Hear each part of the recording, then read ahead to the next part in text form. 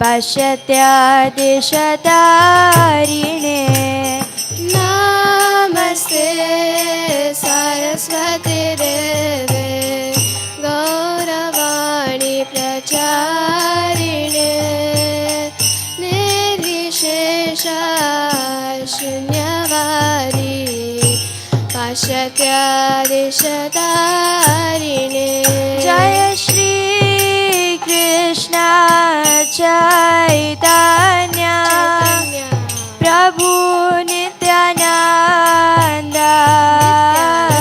श्री अद्वैत गदाधर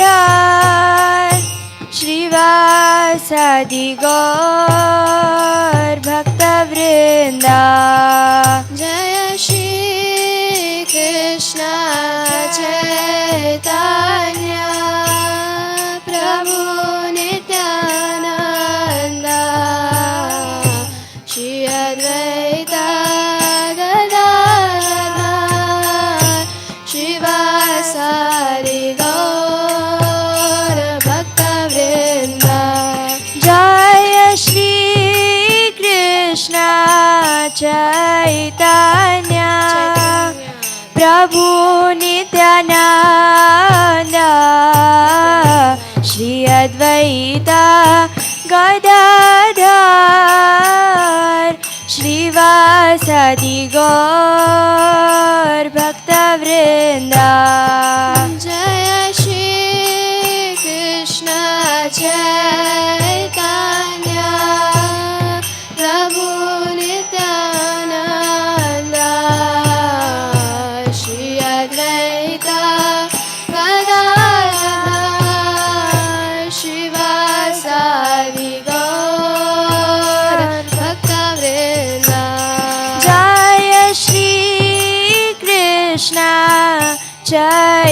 चैतन्य प्रभु नित्यानंद श्री अद्वैत गदाधर श्रीवासादि गौर भक्तवृंद जय श्री कृष्ण चैतन्य प्रभु नित्यानंद श्री अद्वैत गदाधर श्रीवासादि गौर भक्तवृंद हरे Krishna Krishna Krishna Hare Hare Hare Ram Ram Ram Hare Hare Hare Krishna Krishna Krishna Hare Hare Hare Ram Ram Ram Hare Hare Hare Krishna Krishna Krishna Hare Hare Hare Ram Ram Ram Hare Hare Hare Krishna Krishna Krishna Hare Hare Hare Ram Ram Ram Hare Hare Hare Krishna Krishna Krishna Hare Hare Hare Ram Ram Hare Hare Hare Krishna Krishna Krishna Hare Hare Hare Ram Rama Hare Rama Rama Rama Hare Hare Hare Krishna Krishna Krishna Hare Hare Hare Rama Rama Rama Hare Hare Hare Krishna Krishna Krishna Hare Hare Hare Rama Rama Rama Hare Hare Hare Krishna Krishna Krishna Hare Hare Hare Rama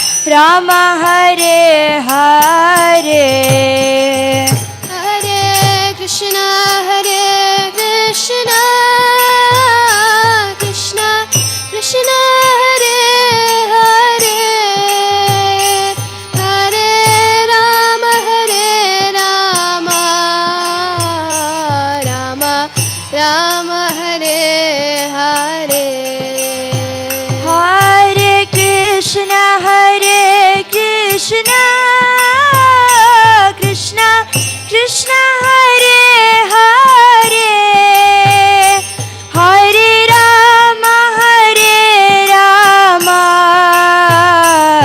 Rama Rama Hare Hare Hare Krishna Krishna Krishna Hare Hare Hare Rama Rama Rama Hare Hare Hare Krishna Krishna Krishna Hare Hare Hare Rama Rama Rama Hare Hare Hare Krishna Krishna Krishna Hare Hare Hare Rama Rama Rama Hare Hare Hare Krishna Krishna Krishna Hare Hare Hare Rama Rama Rama Hare Hare Hare Krishna Krishna Krishna Hare Hare Hare Rama Rama Rama Hare Hare Hare Krishna Krishna Krishna Hare Hare Hare Rama Rama Rama Hare Hare Hare Krishna Krishna Krishna Hare Hare Hare Rama Rama Rama Hare Hare Hare Krishna Krishna Krishna Hare Hare Hare Rama Rama Rama Hare Hare Hare Krishna Krishna Krishna Hare Hare Hare Rama Rama Rama Hare Hare Hare Krishna Krishna Krishna Hare Hare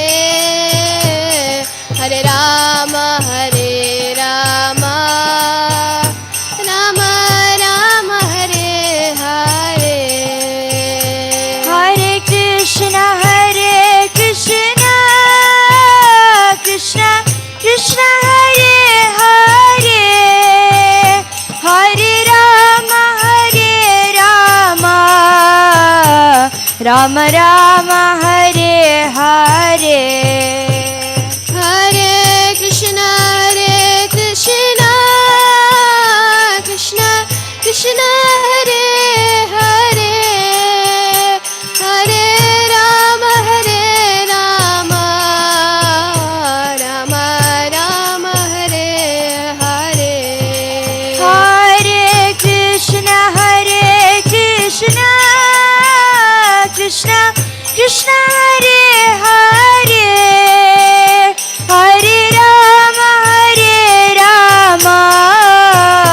Rama Rama Hare Hare.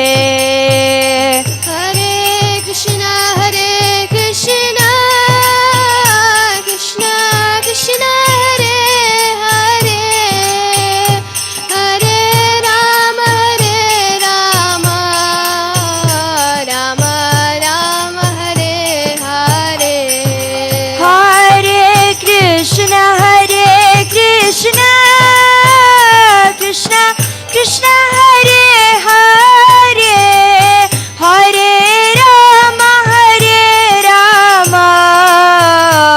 Rama Rama Hare Hare. Hare Krishna Krishna Krishna Hare Hare, Hare Rama Rama Hare Hare. Hare Krishna Krishna Krishna Hare Hare, Hare Rama Rama Rama Hare Hare. Hare Krishna Krishna Krishna Hare Hare, Hare Rama Rama Hare Hare. Hare Krishna Krishna Krishna Hare Hare, Hare Ram Ram Hare Hare. Hare Krishna Krishna Krishna Hare Hare, Hare Ram Ram Hare Hare. Hare Krishna Krishna Krishna Hare Hare, Hare Ram Ram Hare Hare.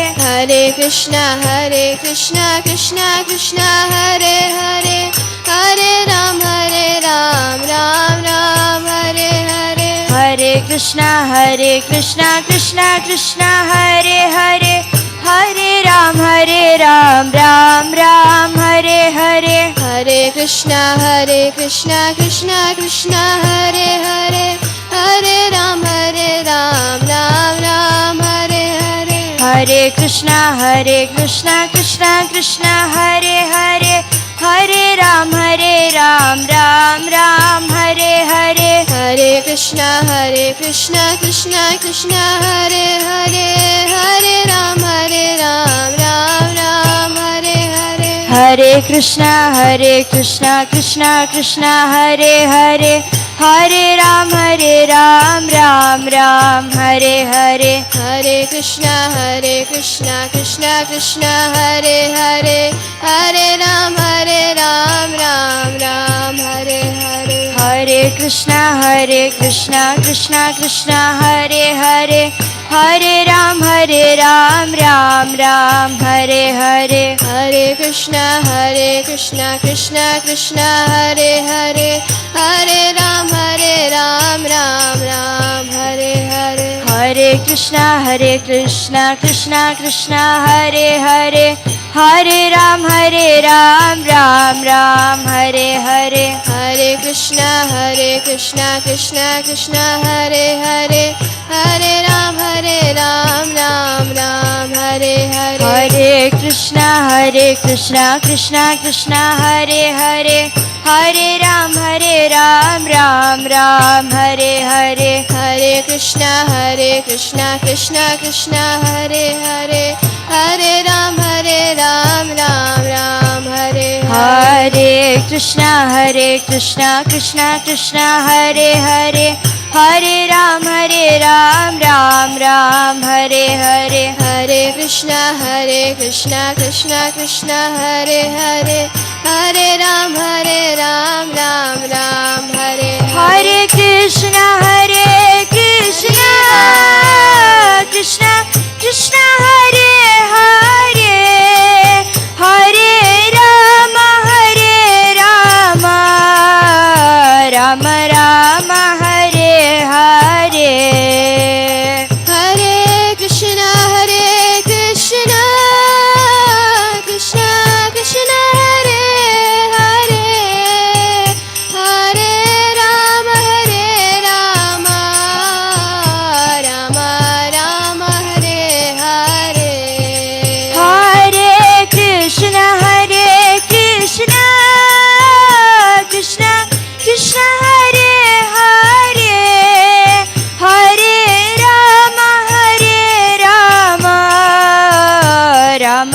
Rama Hare Hare. Hare Krishna,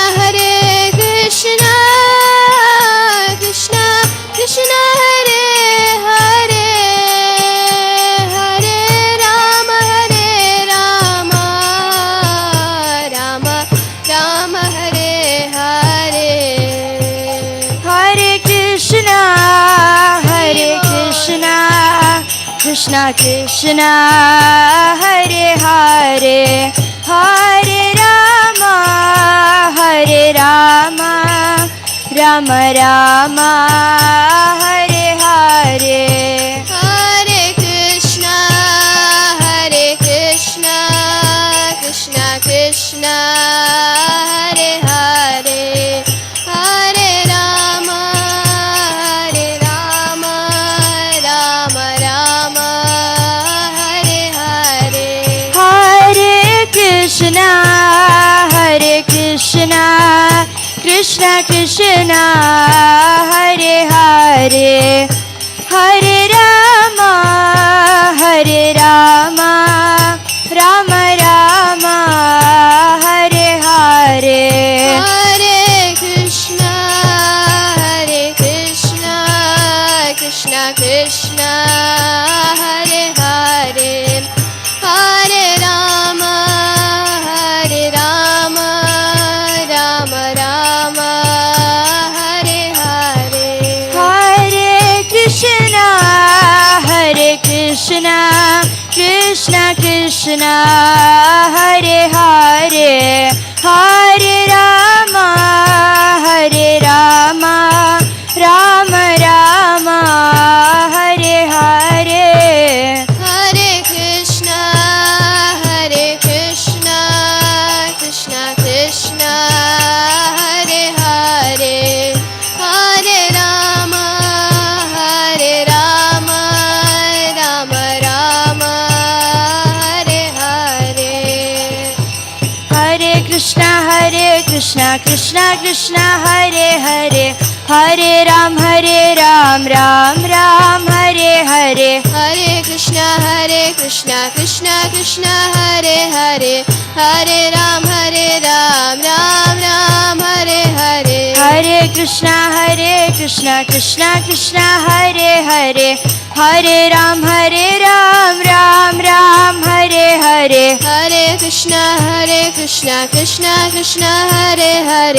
Hare Ram, Ram Ram, Hare Hare. Hare Krishna, Krishna Krishna, Hare Hare, Hare Ram, Ram Ram, Hare Hare. Hare Krishna, Krishna Krishna, Hare Hare, Hare Ram, Ram Ram, Hare Hare. Hare Krishna, Krishna Krishna, Hare Hare, Hare Ram, Ram Ram, Hare Hare. Hare Krishna, Krishna Krishna, Hare Hare, Hare Ram, Ram Ram, Hare Hare. Hare Krishna, Krishna Krishna, Hare Hare, Hare Ram, Ram Ram, Hare Hare. Hare Krishna, Krishna Krishna, Hare Hare, Hare Ram, Ram Ram, Hare Hare. Hare Krishna, Krishna Krishna, Hare Hare, Hare Ram, Ram Ram, Hare Hare. Hare Krishna,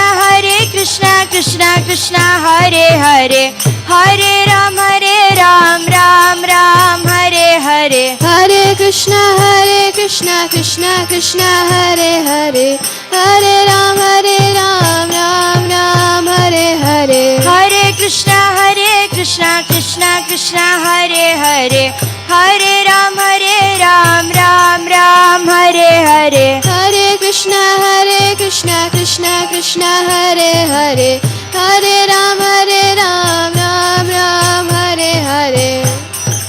Hare Krishna, Krishna Krishna, Hare Hare, Hare Rama, Ram Rama, Hare Hare. Hare Krishna, Krishna Krishna, Hare Hare, Hare Rama,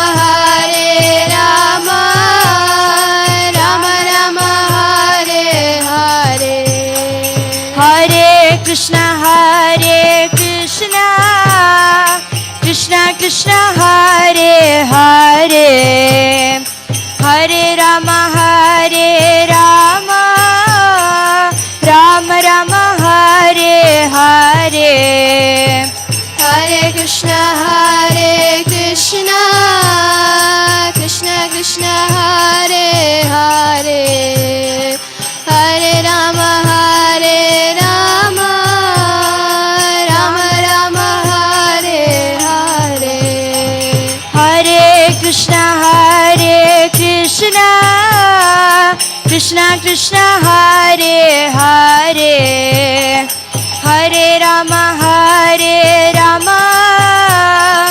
Rama Rama, Hare Hare. Hare Krishna, Krishna Krishna, Hare Hare, Hare Rama, Rama Rama, Hare Hare. Hare Krishna, Krishna Krishna, Hare Hare, Hare Rama, Rama Rama, Hare Hare. Hare Krishna, Krishna Krishna, Hare Hare, Hare Rama, Rama Rama, Hare Hare. Hare Krishna, Krishna Krishna, Hare Hare, Hare Rama, Rama Rama, Hare Hare. Hare Krishna, Krishna Krishna, Hare Hare, Hare Rama, Rama Rama, Hare Hare. Hare Krishna, Krishna Krishna, Hare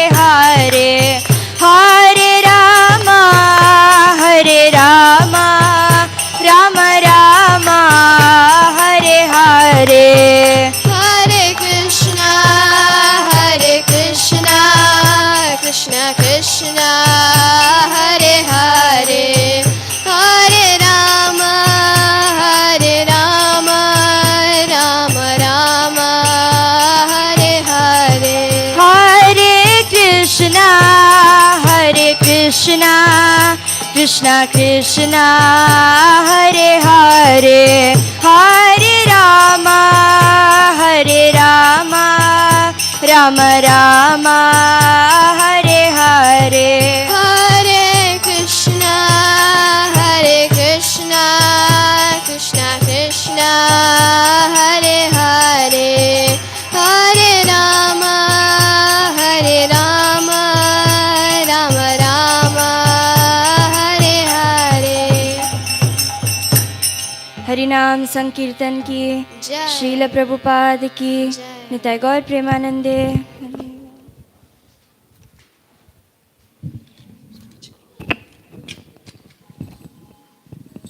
Hare Krishna. Jai. So we are very fortunate to have His Grace Gauranga Darshan Prabhu for our third session for our youth jam. So these are all congregation children at ISKCON BCEC, and we have begun this endeavor for them. Remember, like Vaishika Maharaj does in ISV. So His Grace Gauranga Darshan Prabhu, every time he goes to US, California, he always addresses the kids there, the congregation kids. So we are very fortunate. He has authored many books for children and also books for senior students also. And he personally takes many programs for children and has this knack for connecting with kids and congregation children. So let us welcome His Grace Gauranga Darshan Prabhu by once chanting the Hare Krishna Mahamantra. Hare Krishna, Krishna Krishna, Hare Hare, Hare Ram, Ram Ram, Hare Hare. So Gauranga Darshan Prabhu is a celebrity in ISKCON, and especially amongst children, congregation kids. And his publication is his books. I love to see his books and a lot of efforts that he puts in getting the contents and the publication and everything he does single-handedly.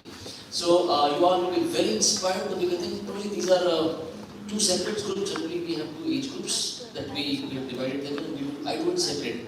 So we had two sessions till now. This is the third one that we will do. So every month, once we meet, once a month, we are trying our best. So thank you very much. Hare Krishna.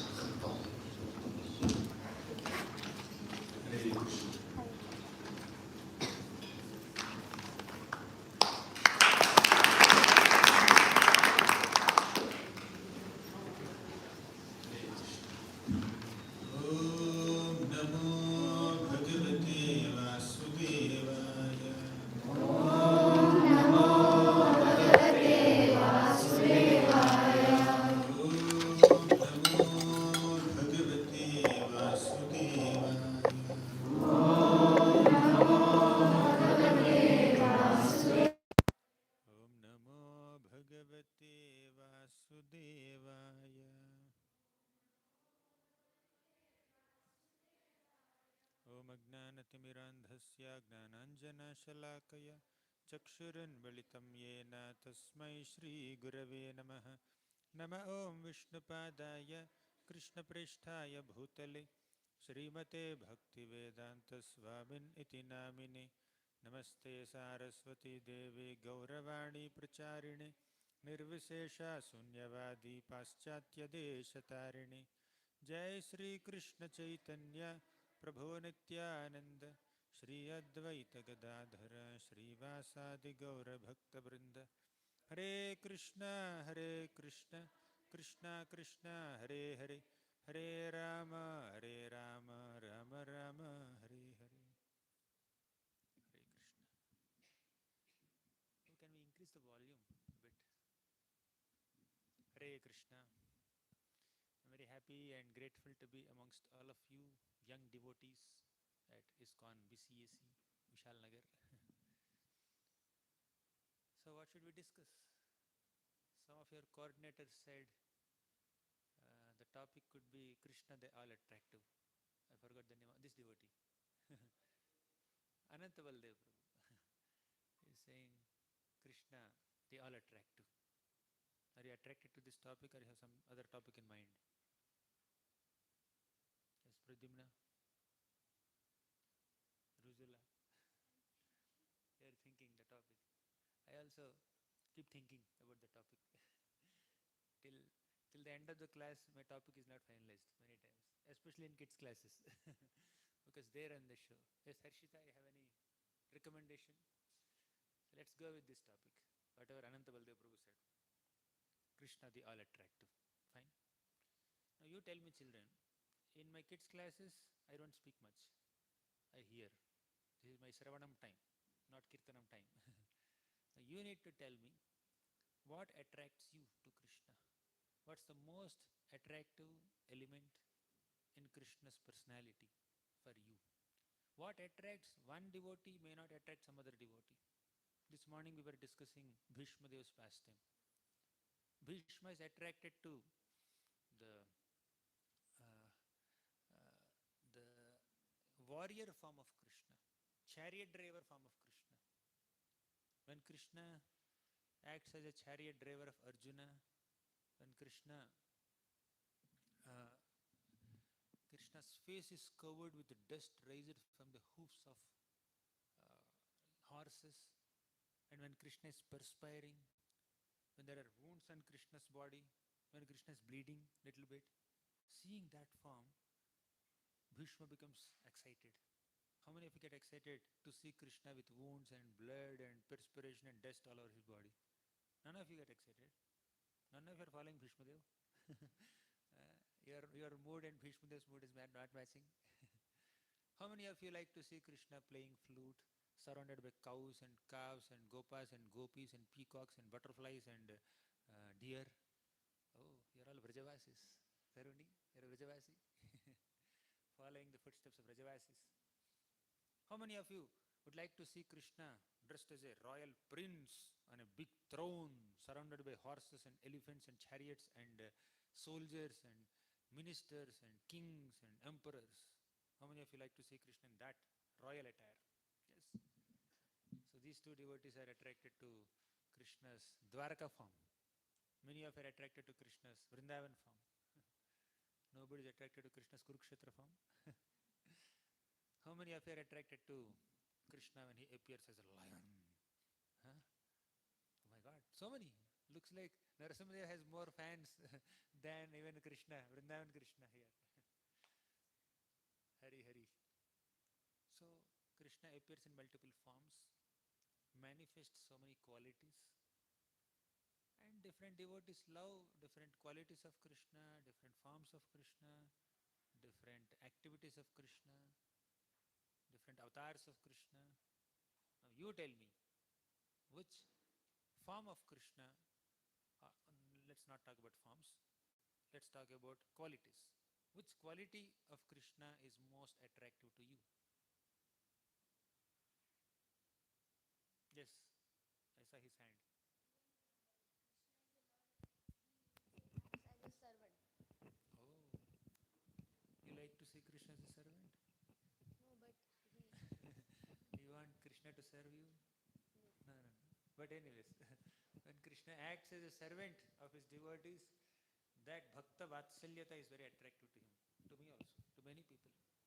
You know that South Indian Brahmana at Sri Rangam, he was reading Bhagavad Gita very sincerely, but he doesn't know how to read. How can you read sincerely without knowing how to read? It's like painting sincerely without knowing how to hold a brush. But he's reading. Why is he reading? Because his guru told him to read. His guru said, let me, my dear disciple, you should read Bhagavad Gita. He said, okay, fine, my dear guru, let me read. He started reading. And while reading, he had tears in his eyes. Then Mahaprabhu noticed it and said, why are you having tears in your eyes? The South Indian Brahmana said, yes, tell me, why did he have tears in his eyes? Yes, Harshita? Huh? When the South Indian Brahmana saw Krishna as the driver of Arjuna's chariot, just thinking about his deep affection for his devotees, automatically tears manifested from this Brahmana's eyes, right? So that is Krishna's Bhakta Vatsalyata. Okay, anything else? Anything more about Krishna's Bhakta Vatsalyata? Fine. Any other quality? One from this side. Yes, Harshit.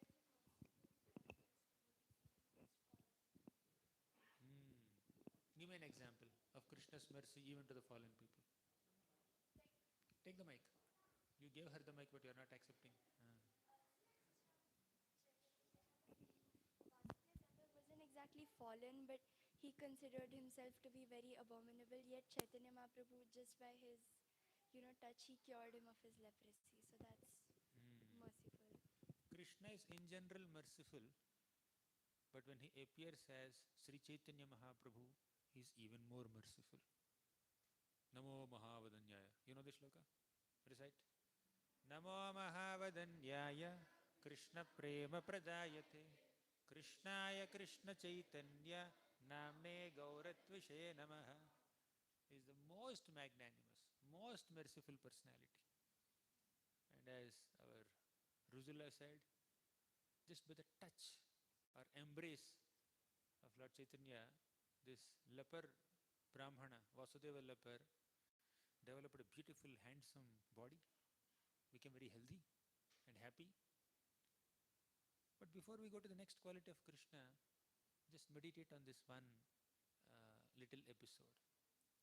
When Mahaprabhu embraced Vasudeva leper, he was cured of his leprosy. He became healthy and happy. But one concern that appeared in his mind made him little sad. You know what was that? Yes, Pradyumna?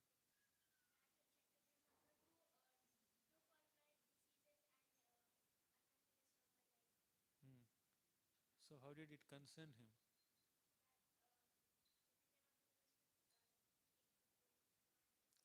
Mahaprabhu took pain. Anyone else? Any other observations? Yeah. Oh, okay. Fine. Fine. Anything else? Yes, Prabhu. What's your name? Vipul. Yeah, Vipul. That's the right answer.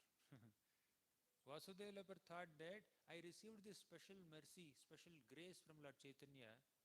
Now I developed a beautiful body. And Mahaprabhu, instead of continuing his South India Yatra, he came back only to see me, only to give me darshan. And this news will go viral. Even without someone making a reel out of it and posting on Instagram, this news will go viral. So he became very concerned. I may become popular. I may become very famous. Famous as the best recipient of Krishna's mercy. And I may become proud about it. When we receive some special blessings of the Lord, either material blessings or spiritual blessings, or blessings in the form of material prosperity or some spiritual advancement, we may become proud. Children, we need to be very careful not to become proud. Receiving mercy is great. Getting to sing kirtan is great. Getting to speak Harikatha is great. Getting to serve Prabhupada's deity is great. So we may get lot of privileged opportunities to render services to the Lord, and when we effectively do those services, we should not become proud, right? So Vasudeva was concerned about his consciousness. Oh, I may become proud of uh, my fortune of receiving this special mercy from the Lord. Fine. Any other quality that attracts? Yes. Your name? Saumit.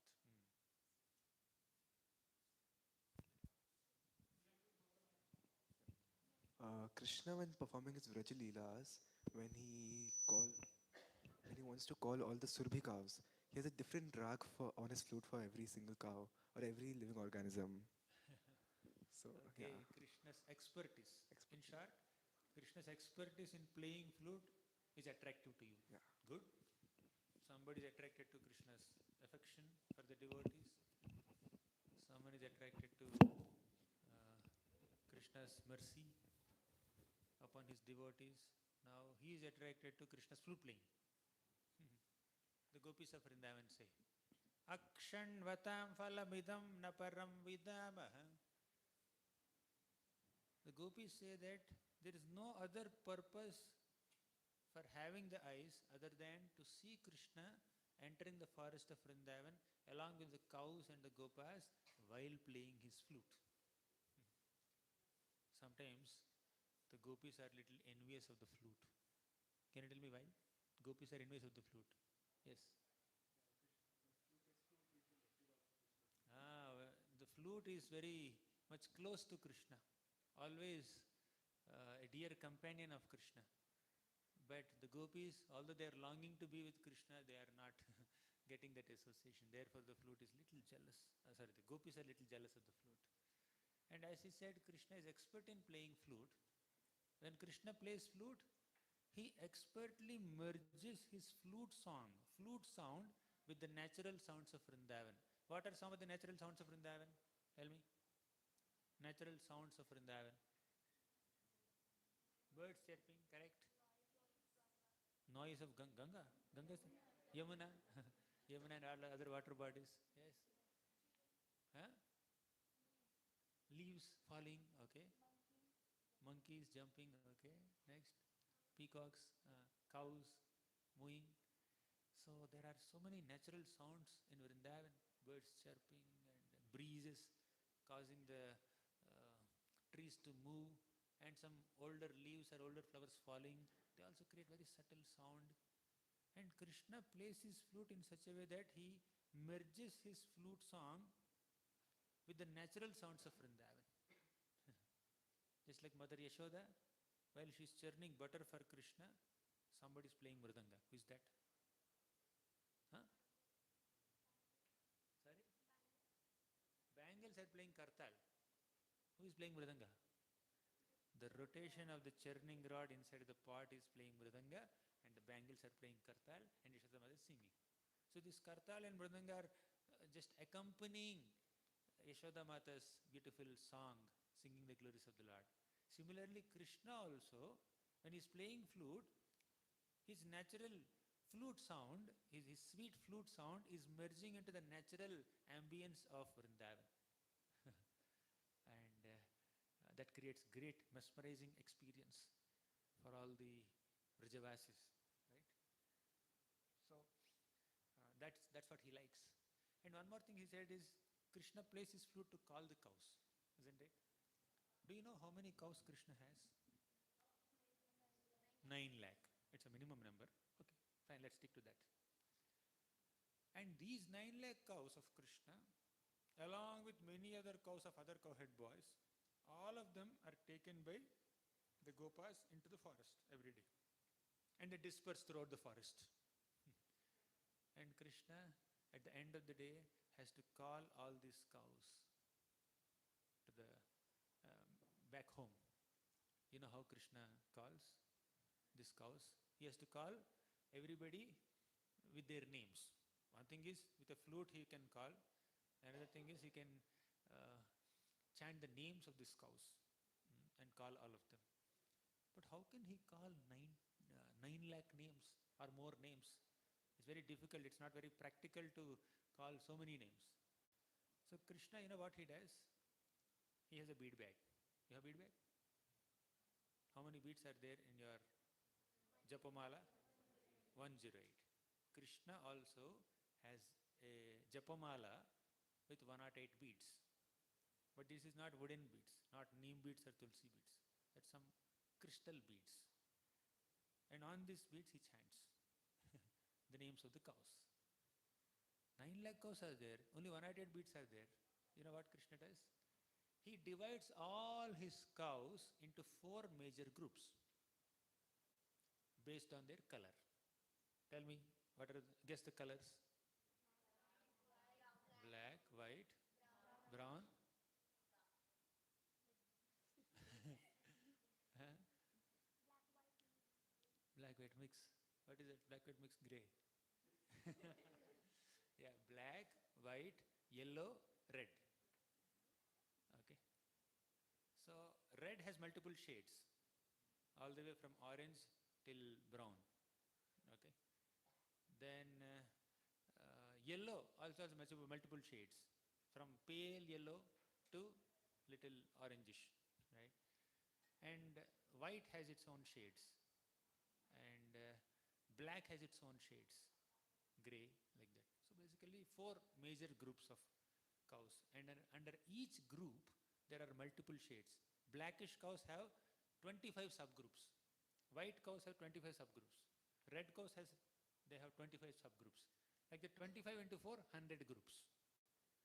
100 groups of cows of 4 major groups, and under each group there are 25 subcategories. Total 100 groups of cows. And there are 8 more groups of cows depending on the shape of their face. Some cows are Simhamukhi. Their faces are like lions. Some cows are like Mridangamukhi. Their faces are like Mridanga. Some cows have some Chitra Tilaka. They have some faces that has some marks like tilaks on their head. Like that, there are 8 special groups. 100 groups based on their colors and color shades, and there are 8 special groups. Total 108 groups of cows. And Krishna, while playing his flute, he chants on these beads and calls the names of these groups. Not all the cows, but when he chants the name, hey Dhavali, all the white cows come. Hey Kunkuma, all the red cows come. And he says, hey Pita, something like that, then all the yellow cows come. So like that, Krishna chants the names of these 108 groups. At the end of the day, he will call all the groups of cows that belong to these 108 groups. And he goes. That is Krishna's expertise is in tending cows. Okay, any other quality of Krishna that you like? Yes. Your name? Malai. Rasmalai. Huh? Yeah. Okay, forgiveness. Let's meditate on these qualities. Children, one thing at this moment, Krishna has unlimited qualities. Of them, 64 qualities are very prominent.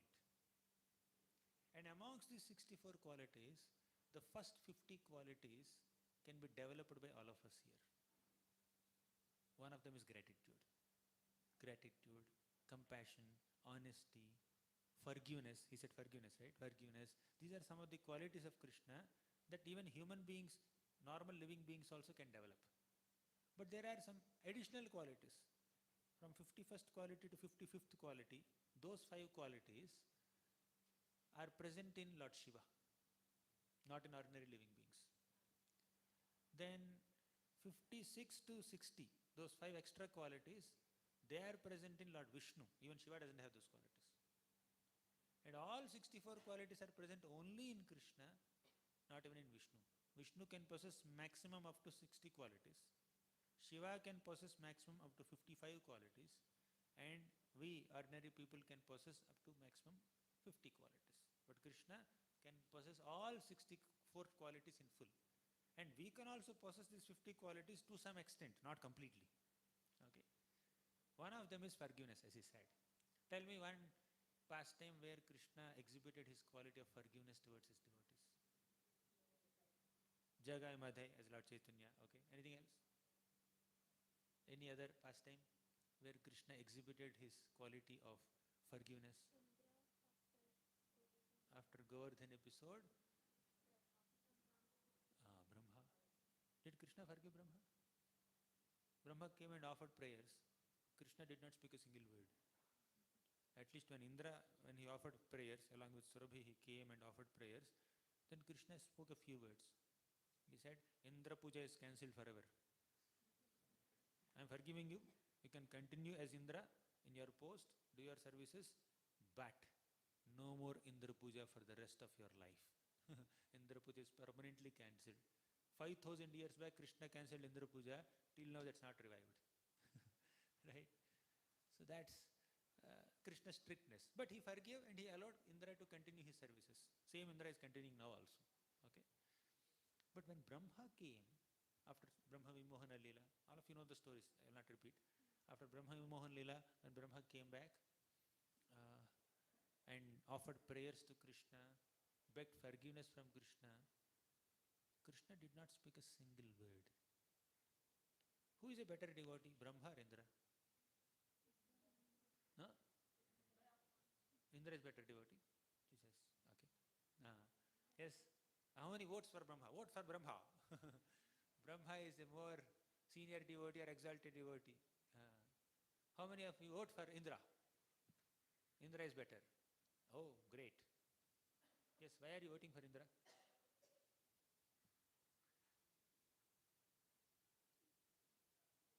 What's your name?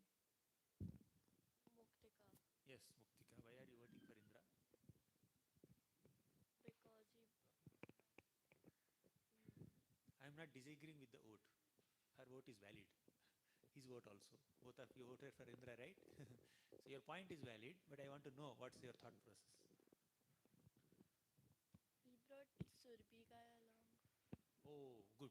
He approached Krishna through a devotee, Surabhi. Okay, we can give him some concession. Yes, why did you vote for Indra? Your name? Vipul. Sorry, Vipul.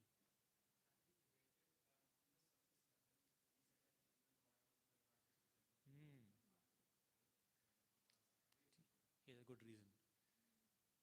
Because of Indra's mistake of creating a devastating rainfall in Vrindavan, all the Vrajavasis came together under Govardhan and they had such sweet, loving exchanges with Krishna for one full week. And Krishna enjoyed it. So, although Indra's intention is to destroy everyone, destroy entire Vrindavan, somehow he ended up rendering more service to Krishna, gave him more joy to Krishna than Brahma. And Brahma had stolen all the cows and calves and boys of Krishna. Thus he created 1 year of separation between Krishna and his devotees. But Indra, with his mistake, he created 1 week of close association between Krishna and his devotees. Therefore, Indra is little better than Brahma from that perspective. As I said, from a superficial level.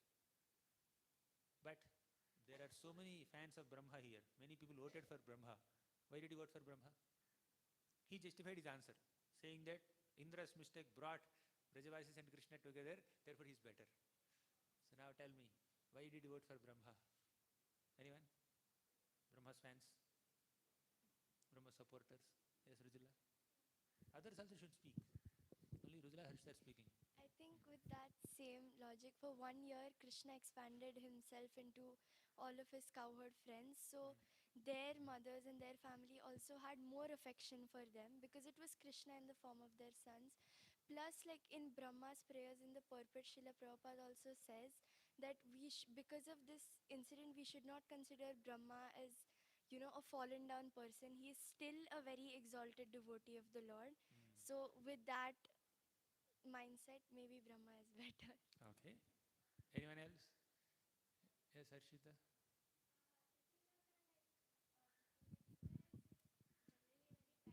Where is your sister, Sumati? Okay, go ahead.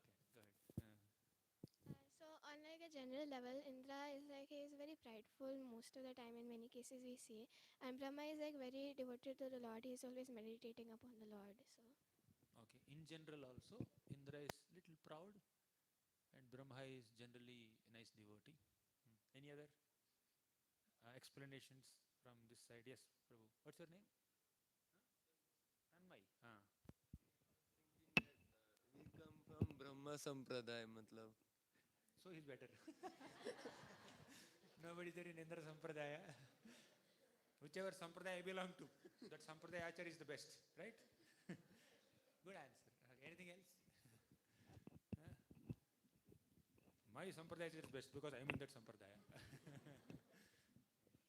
Any other? One more explanation. Two girls spoke, the two boys also should speak. Okay. Yeah, Pradyumna. In Mahabharat, a forest was on fire and there was a lot of demons in that, like Ashvasen and everyone. So Krishna and Arjuna, they were fighting with the demons and purposely put it on fire. But Indra, seeing the fire, he tried to battle with Arjuna and Krishna, knowing that they caused the fire, and he was trying to defeat them, but in the end he lost. Okay, you're supporting Brahma, pointing out a mistake of Indra. Good. Yes, you wanted to say something. Give her the mic. Huh? You're raising hand, right? You voted for Brahma?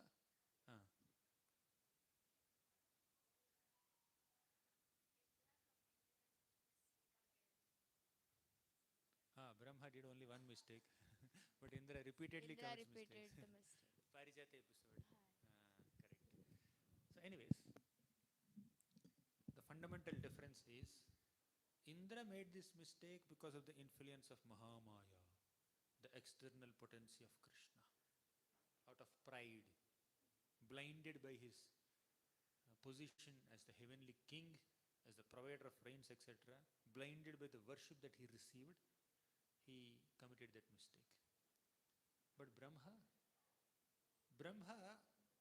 out of little distraction from his position as a devotee, and just with a curiosity to test whether Krishna is God or not, he became little naughty.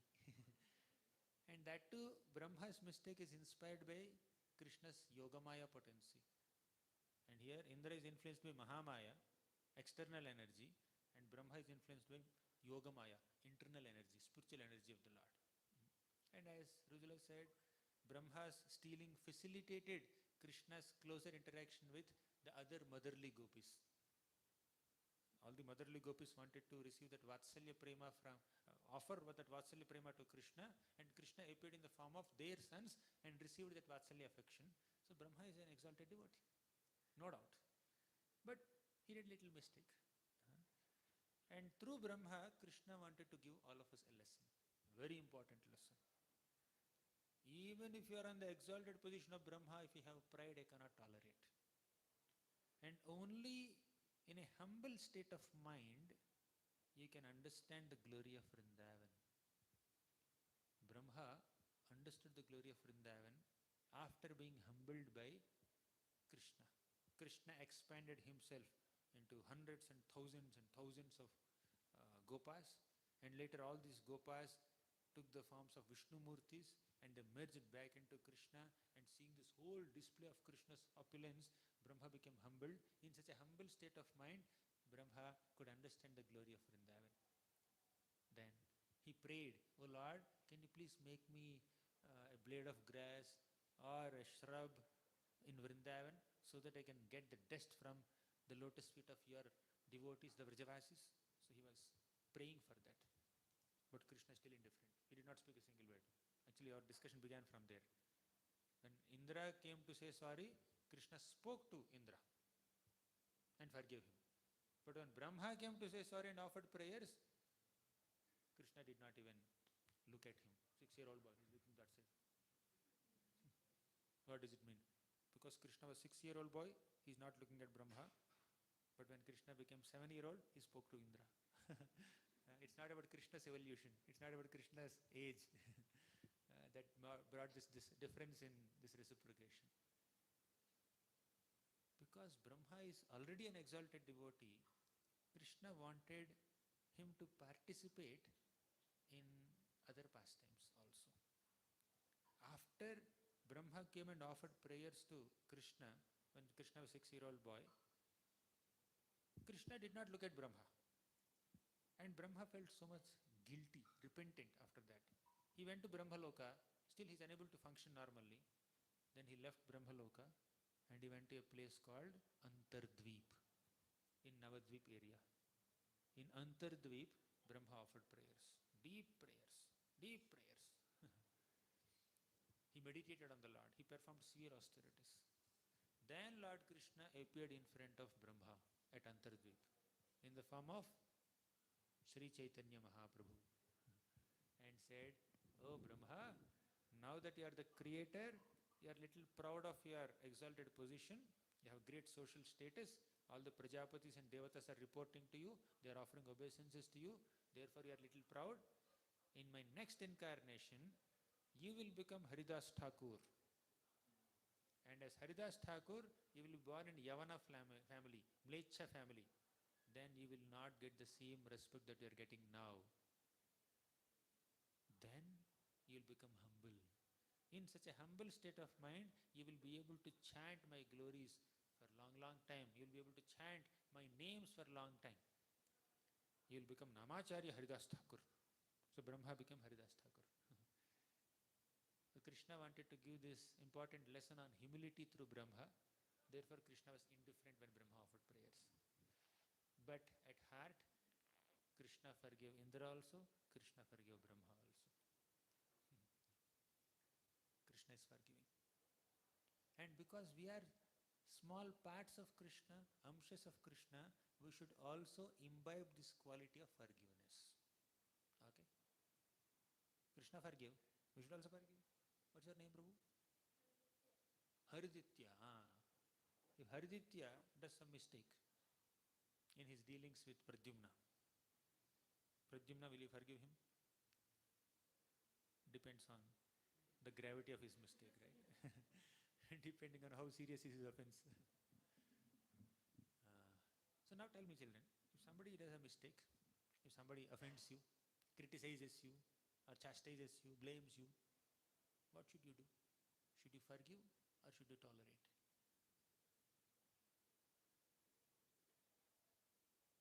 Any questions, comments,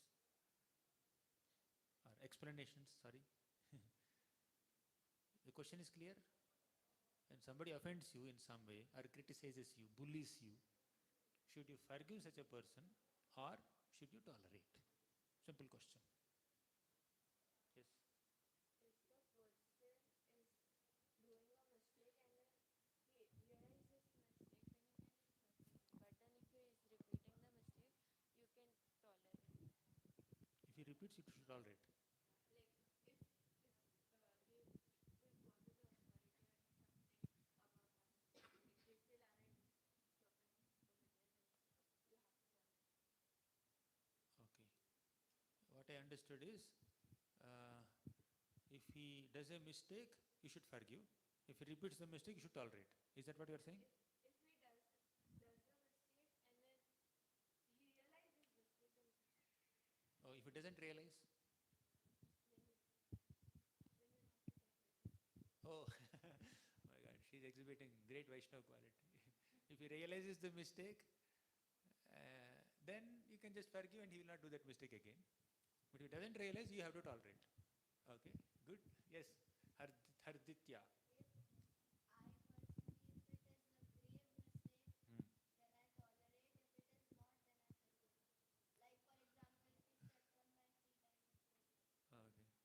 If you stepped on your head also I forgive. You got the dust of a Vaishnava. Okay, fine. Similar answers. Yeah. Anything else? In the name of forgiveness, should we tolerate the mistakes of people when they are bullying you, when they are criticizing you, when they are troubling you in various ways? Especially in colleges and schools, it happens. Some of you are entering teens. Some of you are entering colleges also from schools. How many of you are beyond 10th grade here? Okay, beyond 10th. You are in 11th. 11th, 12th, like that. So as you are entering higher studies, there may be many other things coming up. When you are exhibiting your Vaishnava humility, Vaishnava tolerance in your schools and colleges and universities, people will take us for granted. People may use us like doormats sometimes. So that's why I'm asking this question. So far we have done a lot of spiritual discussion about Krishna. Let's also talk a little bit about imbibing some qualities of Krishna and exercising those qualities in a way that's relevant in the modern context. Yes. Okay.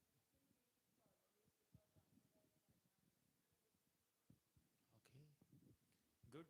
Anything else? I think all of you are taking inspiration from Amrish Maharaj and Yudhishthir Maharaj and Parikshit Maharaj. You are giving very exalted Vaishnava answers. Yes.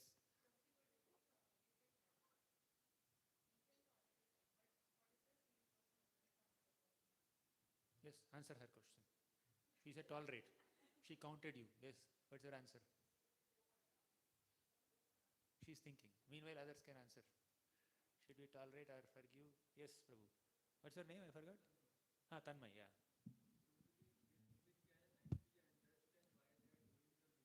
Hmm.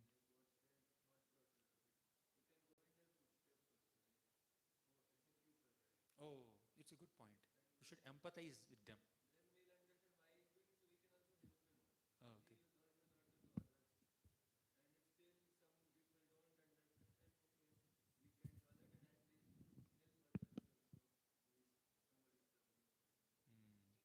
So when somebody troubles you, he doesn't do it randomly.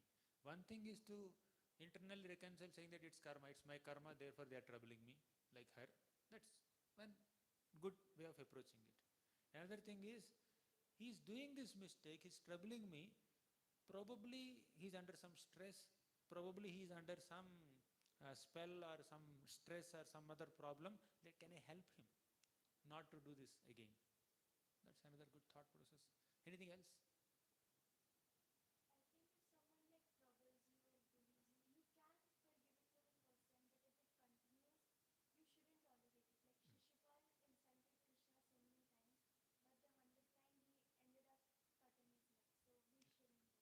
Correct. Good point.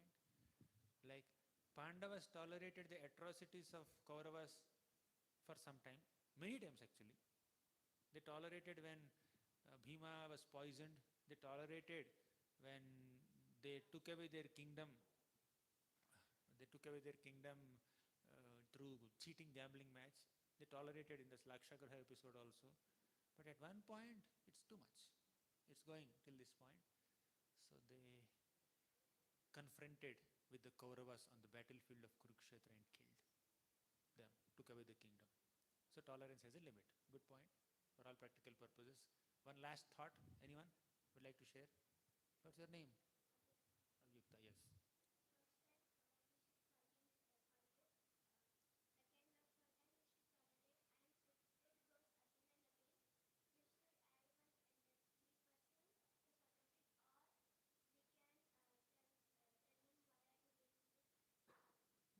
Yes, good point.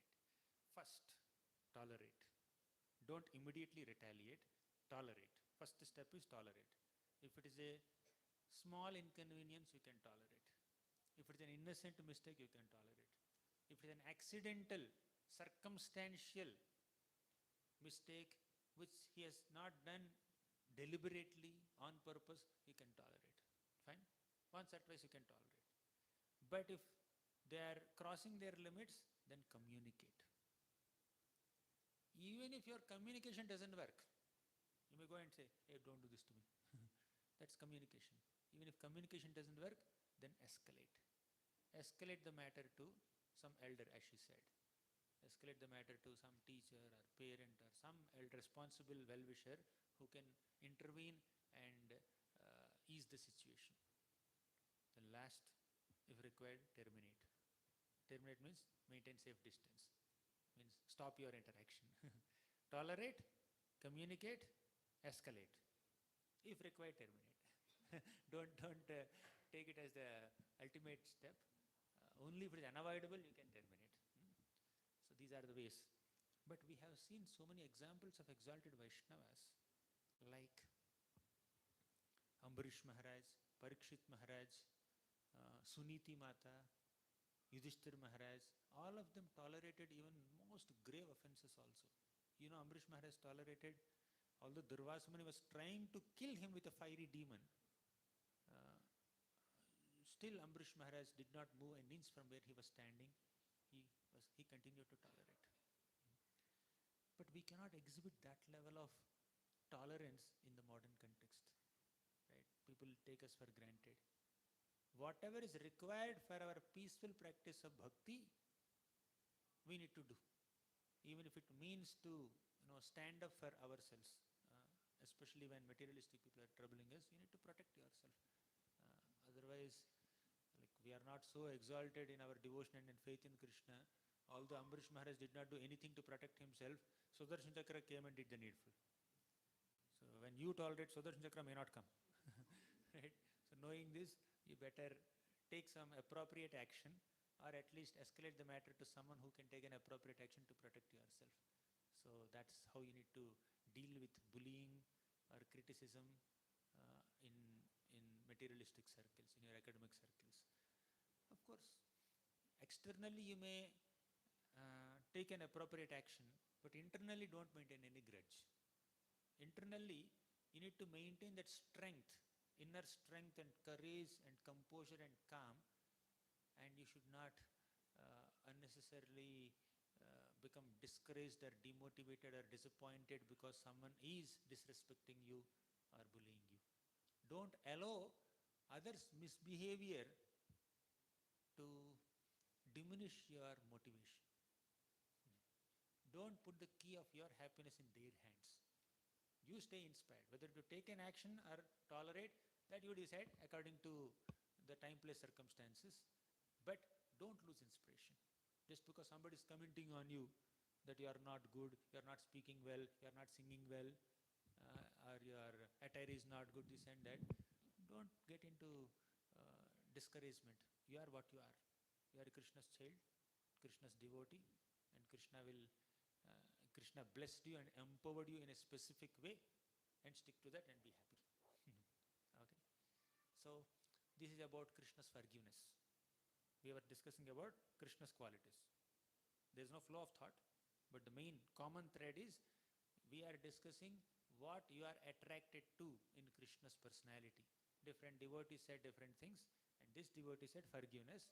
And this forgiveness is a quality that we need to imbibe in ourselves, but there is a way of exercising this quality of forgiveness, or any other good quality. Forgiveness is a good quality, no doubt. But in the name of forgiveness, you cannot tolerate nonsensical behavior of others. Getting right? Secondly, gratitude. Gratitude is a good quality. But in the name of gratitude, you can't be blind in exhibiting gratitude. Yesterday I was giving some example in some class, in some home program. Huh? Here, Aryan's home. How many of you were there? 2-3 people were there.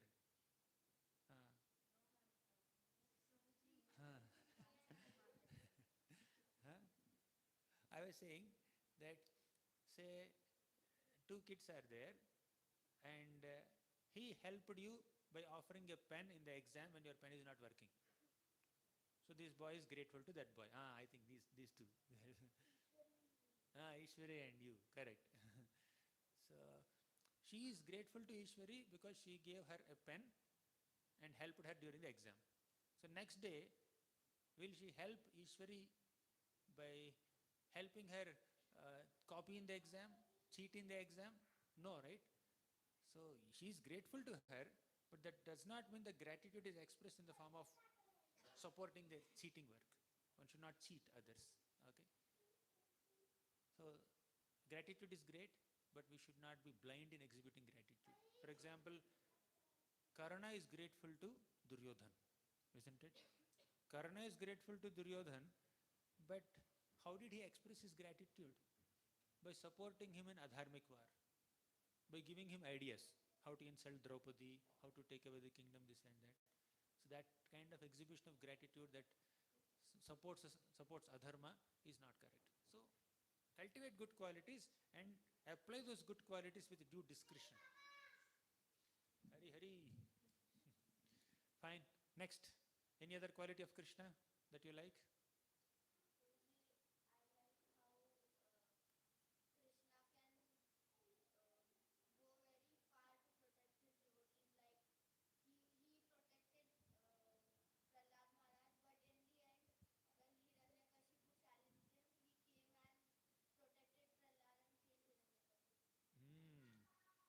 One more quality is Krishna can go to any extent to protect his devotees. For example, in your example only, Krishna killed Hiranyakashipu by appearing in the form of Narasimhadev. Can't Krishna kill Hiranyakashipu without Narasimhadev's form? If he comes in four-handed Vishnu form, and he will not be able to kill Hiranyakashipu? No. Brahma.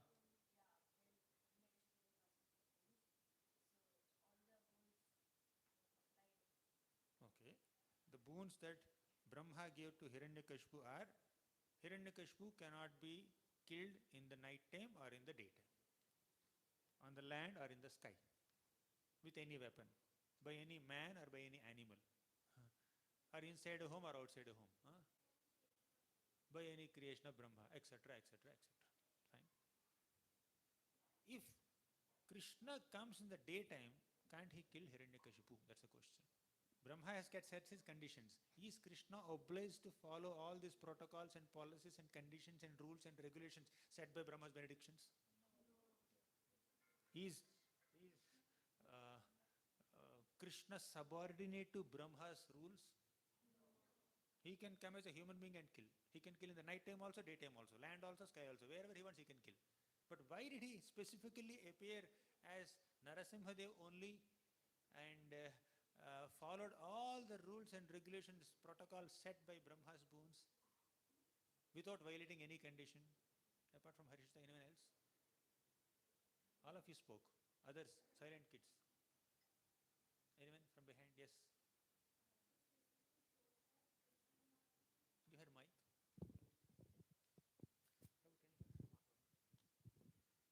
This shows that nothing can actually bind Krishna, because whatever the condition may be, Krishna can break it. Like, he did not break it, but irrespective of all the conditions, Krishna can kill the person who is troubling the devotee. Correct. If Krishna can kill Hiranyakashipu in any way, why did he choose to follow all the rules and regulations set by Brahma's boons? That's the question. Yes. What's her name? Samskriti. You are expert in all Gita shlokas. You are quoting all Gita shlokas the other day. Yes.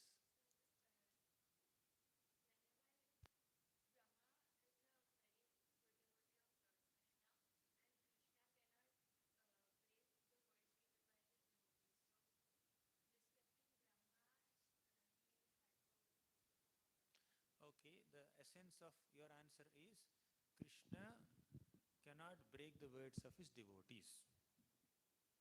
But his devotee did a mistake. It was a mistake on Brahma's part to give these benedictions to Hiranyakashipu. Even after killing Hiranyakashipu, Narasimhadev calls Brahma, come here, come here. Okay. What happened? Never give such benedictions to demons like Hiranyakashipu. Understand? Yes.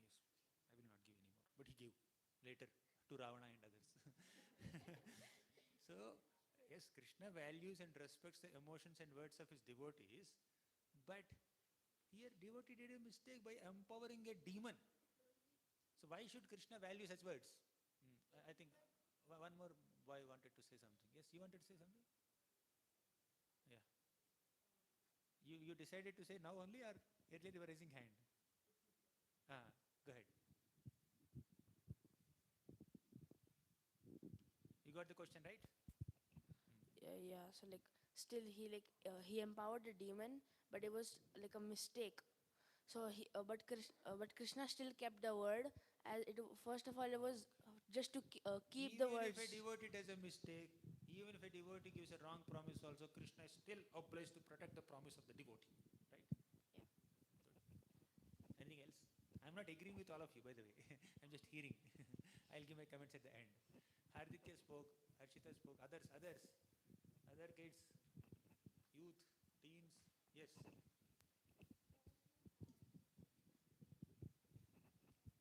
I When, try to maintain balance. when Brahma gave the boon, Hiranyakashipu thought he was eternal. He didn't think anyone could kill him. But Krishna surprised him. Narasimhadev surprised him when he came. That's no surprise. No, my question is, if Krishna could have killed Hiranyakashipu in any way, why he has to choose to respect all the boons given by Brahma? Okay, I think I must conclude with, yes, this boy, he never spoke.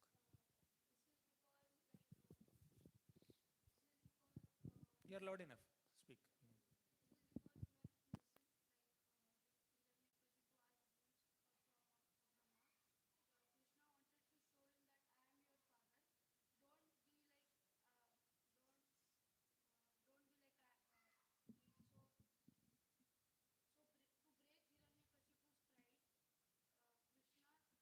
Hari, I think we are not getting the answer to the question.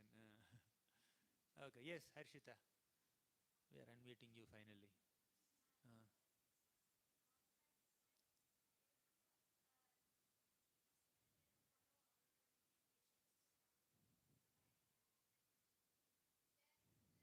People would feel like the value of like a tapasya or like the benediction, it like they won't value that as much if it like didn't follow on the You are close to the conditions.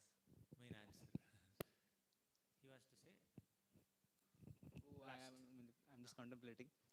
One could be that no non-devotee or any other person apart from the spiritual background should question the Lord of, okay, your devotee is saying in such a way, why are you not following it? Something like that. Okay. Okay, fine. Let me give the Shastric version. Basically, Krishna respects the autonomy of all his devotees. You know what is autonomy? Some little independence that they have. Even in the case of conditioned souls, materialistic people also, Krishna respects their autonomy. He gives some free will, he gives some minute independence, he never interferes with that independence. Now, Brahma has given some boons to Hiranyakashipu, exercising his free will, his minute independence, using his power. If the Supreme Lord violates that power, nobody will value Brahma's boons anymore. It is the Supreme Lord Krishna or Vishnu who appointed Brahma in that post of being the creator of this universe. If this Lord who has appointed Brahma in that post violates Brahma's words, acts against Brahma's boons, nobody will value Brahma. While correcting a devotee, the Lord also has to protect the honor of the devotee, protect the image of the devotee, not make him feel uh, undervalued at all, not demean that devotee. In front of all the universal residents, if Narasimhadev violates Brahma's boons, nobody will take Brahma seriously. That will disturb the faith that common people have in Brahma. Therefore, the Lord, although he could have killed Hiranyakashipu without acknowledging the boons of Brahma, although he could have killed Ravana without appearing in the form of a human being with the assistance of Vanaras, still the Lord chose to follow the boons given by Brahma to all these demons just so that these devatas are valued by common people. The lesson for us to learn is, when you are in a superior position as you grow up, some of you are entering teens and some of you are entered teens, you are entering college or +1, +2, etc. Say your younger sibling takes some decision, or younger sibling has some desire or gives some word to your neighbor, etc. Although it may not be very appropriate or very good, you may gently correct them, but at the same time don't make them feel very undervalued or embarrassed, and they should not feel that I am nothing, I am useless. They should not feel like that. If a senior manager completely invalidates the authority of the junior manager, none of the ground level people will respect the junior manager. So the Lord may correct his devotees, but he gently corrects them and he protects their honor also. Does it make sense? Did you understand this? So, say if Pradyumna does a mistake, or Pradyumna gives a false promise to this Harditya, Rujula has to correct Pradyumna, senior devotee. Yeah? So she should correct him in such a way that he doesn't feel so embarrassed or awkward. So protecting that honor is also important.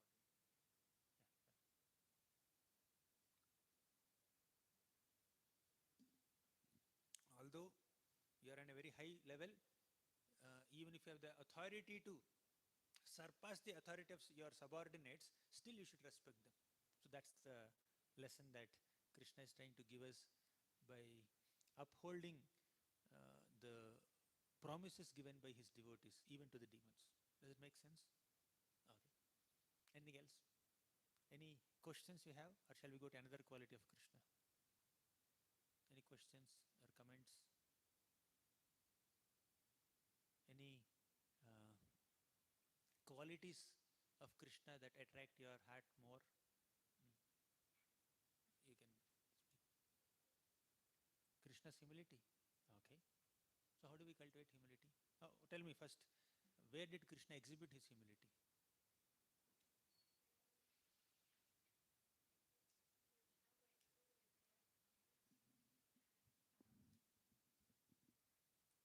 Vidura wasn't present there. His wife, Vidurani, she got so excited that she served him banana peel instead of the banana. So Krishna is so he humble happily ate them. humble and simple that he did not complain. Why are you giving me banana peels? Yapman hai. You are insulting me. He did not say, he accepted it. Okay, anything else? Krishna washed the feet of Sudama. And when Krishna went to Rajasuya sacrifice of Yudhishthir Maharaj, Krishna took the role of washing the feet of all the guests. Not just that, when Yudhishthir Maharaj's chariot came there and Krishna's chariot also came there, Yudhishthir Maharaj was about to get down from the chariot to receive Krishna. But Krishna hastily got down from his chariot and ran towards Yudhishthir Maharaj, and he welcomed Yudhishthir Maharaj, giving him that honor. Because Yudhishthir Maharaj is Chakravarti. He is a king. He is an emperor. But Krishna is not an emperor. He is just a prince. From an external perspective, yes, Krishna is the Supreme Personality of Godhead, but still, from an external perspective, Krishna is not a king. He never sat on a throne. Ram sat on the throne, but Krishna never sat on the throne. He remained as a normal prince of Yadu dynasty. He allowed Ugrasena Maharaj to rule the kingdom. Although he is the one who is the cause of Pandava's victory in this battle of Kurukshetra, he never sat on the throne of Hastinapur. And he defeated Narakasur, but he never occupied the throne of Pragjyotishpur. So Krishna never occupied any position and seat. He is very humble, and he is just folding his hands in front of Ugrasena Maharaj and says, Ugrasena Maharaj, whatever you say, I will do. That is Krishna's humility. And we need to imbibe this quality of humility. Tell me, how do we imbibe this quality of humility? How do we exercise humility? How do we cultivate humility? Anyone? Yes. in the temple. Number one. Next. Anything else? How do we cultivate humility?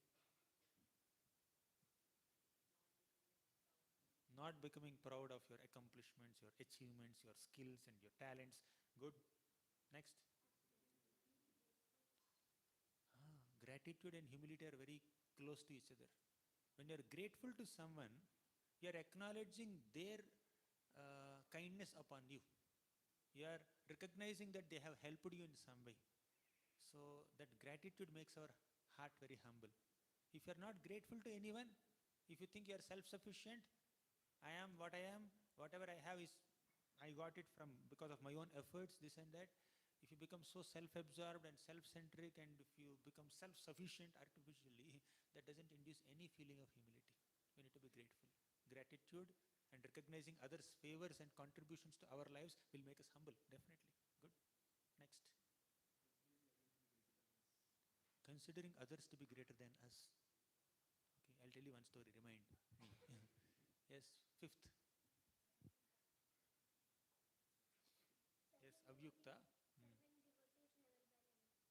Level by level means? Okay. That is first level? Inviting for prasad is first level. Next.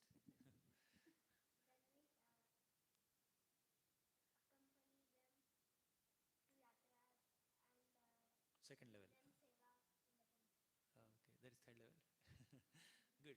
Serving devotees, essentially. Anything else? Yeah. Yes, Harshita. Okay, respect.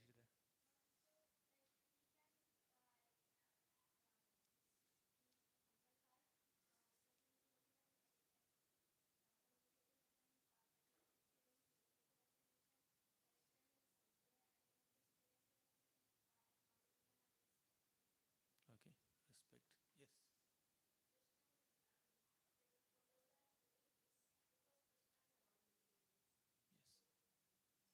Recognizing Krishna's empowerment on us. Everything is happening by Krishna's grace. Even if I have accomplished it, it's happening by Krishna's grace. Recognizing Krishna's hand in all our activities makes us humble. Very good. Yes.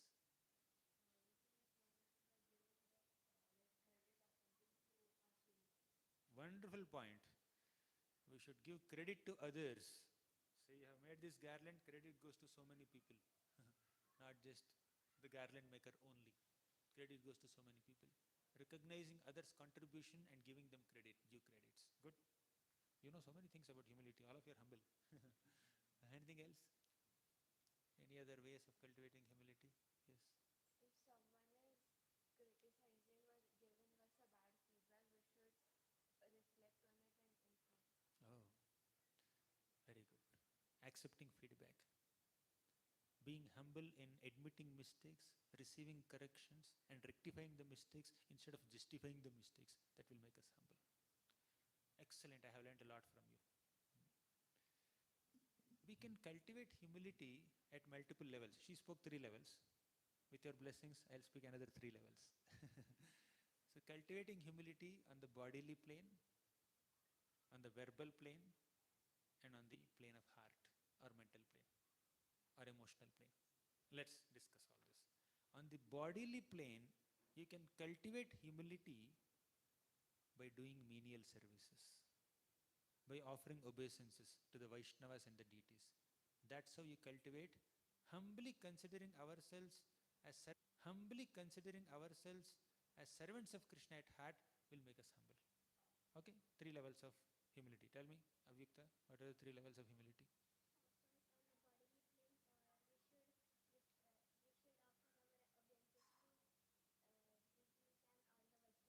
Mm. And do menial services like washing pots or serving prasadam, etc. Then next level, on the level of hmm.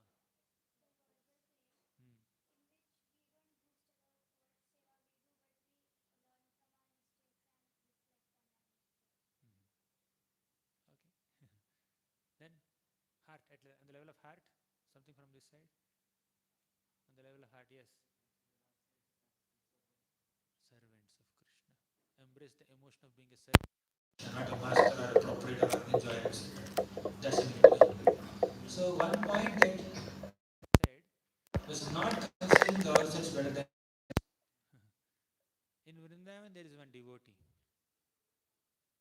he wanted initiation. How many of you want initiation? Aspiring for initiation? Oh my God, so many aspirants at a young age. He also wanted initiation. You know, he went to the Guru in Vrindavan and said, "Oh Gurudev, I want to get initiated from you. Can you please give me Diksha?" Guru said, "What qualification do you have to get initiated?"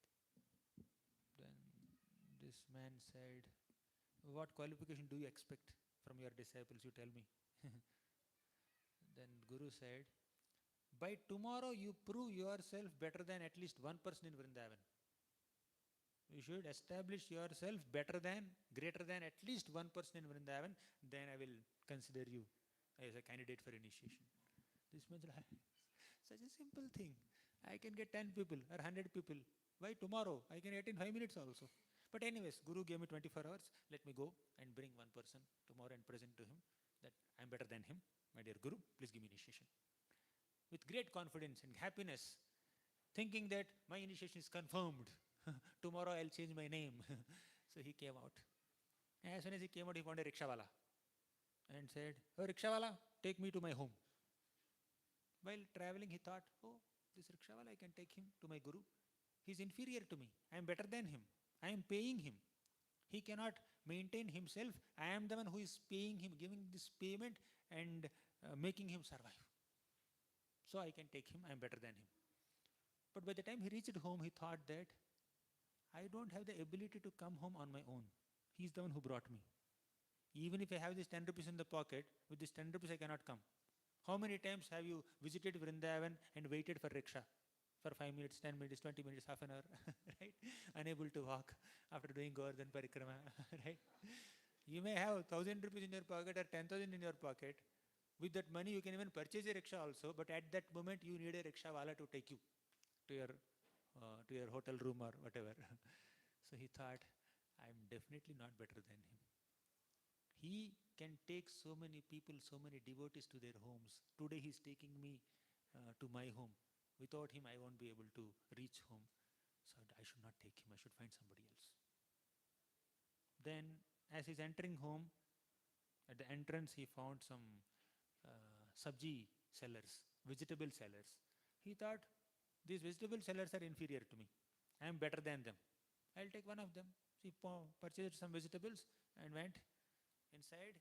But later he thought, how can these vegetable sellers be inferior to me?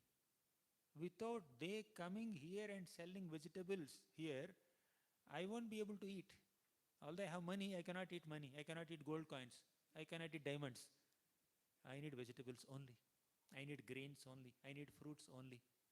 They are simple, humble farmers. They are growing vegetables as a service. They are bringing it all the way here, and we are just paying some money and taking it. They are definitely better than me. I'm in no way greater than them. Like that, he started analyzing all the people whom he met throughout the day to find at least someone who is inferior to him in all ways. He could not find a single person. Whomever he touches or sees, he feels they have some quality which I don't have. They are better than me in some way. They are greater than me in some way or the other. Therefore, I cannot take them to my Guru. So next day morning, he got up with so much sadness. My Diksha will not happen today. I could not establish myself better than anyone in Vrindavan. I could not find a single person inferior to me. So, with disappointment, he went to pass stool, evacuate. When he passed stool, he found some worms in his own stool. He thought, at least I am better than this worm in the stool. I think I should tell my Guru, I will not take this worm in a box or so. At least I will inform him that I found somebody and that is a worm in his stool. I am better than worm in his stool. But by the time he took a bath, he thought, how can I be better than this worm in the stool?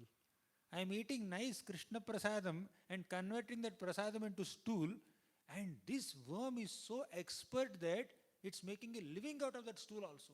I cannot eat stool and survive. But this worm is better than me is able to survive, maintain himself, just even from the stool also. Then he went to his guru, empty-handed, with a blank face. My dear guru, I'm really sorry. I could not find a single person in the last 24 hours, whether human being or non-human being. I could not find a single person who is inferior to me. I am not qualified for initiation. Then the Guru said, this is the qualification for initiation. To not consider yourself better than anyone else. This humility is the qualification for initiation. Being humble. So he was initiated. And with that humility only we'll be able to chant the holy names of Krishna. Trinadapi sunichena tarorapi sahishnuna amanina manadena kirtaniya sada harihi. So we should consider ourselves lower than a blade of grass. Then we will be able to chant the holy names of Krishna always, without any obstructions. So humility is one important quality that we need to cultivate. And Krishna himself is so humble. When he spoke Bhagavad Gita, he spoke only 700 shlokas. Not even 700, some 500 plus, close to 600. But when a devotee spoke about Krishna, 18,000 shlokas. So many Puranas. So Krishna is so humble. When he has to speak about himself, he speaks very concisely. But when he speaks about his devotees, he speaks elaborately. And that also, whenever he speaks about himself, he speaks out of compassion, not out of arrogance. Right? That is his humility. And another aspect of humility someone said here, you said, right? Accepting corrections. He said that we should not feel ourselves greater than anyone. And she said we should not, we should accept our mistakes. We should be ready for corrections, feedbacks, and improve ourselves. Rectify the mistakes and not justify the mistakes. So I'll conclude with this one important principle of receiving feedback. I'm not going in one line because I see devotees from, I was told, 5 to 20. That's a big range. So I need to speak something simple also, something profound also to cater to the needs of this audience, which are from multiple age groups. So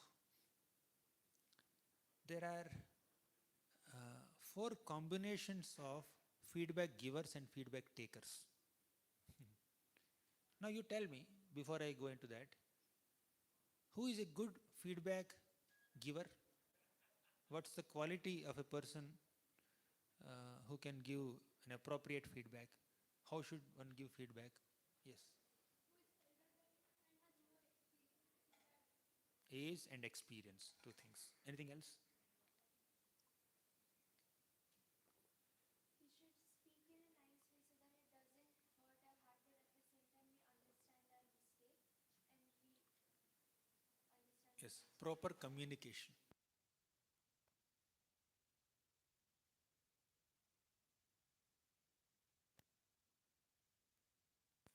Okay, next. Oh, qualification means position or whatever. Okay. Hierarchy. Yes. Leaders. Only leaders should give feedbacks. Others should not give. Okay. Yeah. Important point. Be sensitive. If somebody is given feedback in front of 100 people, he'll feel very embarrassed. Do it privately. Yes. Honest in giving feedback. Okay. Brutally honest. Okay, fine. Yeah. Don't hold any, very important point. We should not hold any personal grudges.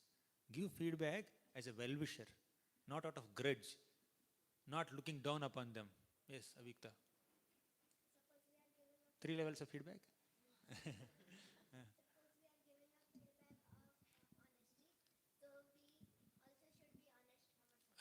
My God. She kind of slapped in one sense. When you are giving feedback to someone or correcting someone, we should not do the same mistake again. Somebody says, smoking is bad, and he's smoking 10 cigarettes in a day. Nobody will take his feedback seriously. If I tell you, chant 16 rounds. If I don't chant 16 rounds, then you will not take the suggestion seriously. Good. Very good point. Anything else? These are qualities of a good feedback giver. Okay, good. Then who is a good feedback receiver? Tell me. Let me summarize the qualities of a good feedback giver. All the qualities that you said are valid. Apart from that, so apart from good communication, we should have good intent. Very important point. Position is important, personal example is important, proper communication is important. But apart from all these techniques of giving feedback, some people give this technique plus minus plus.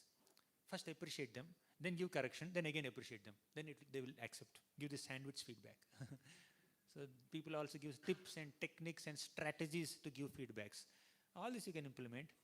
But the most important quality of a feedback giver is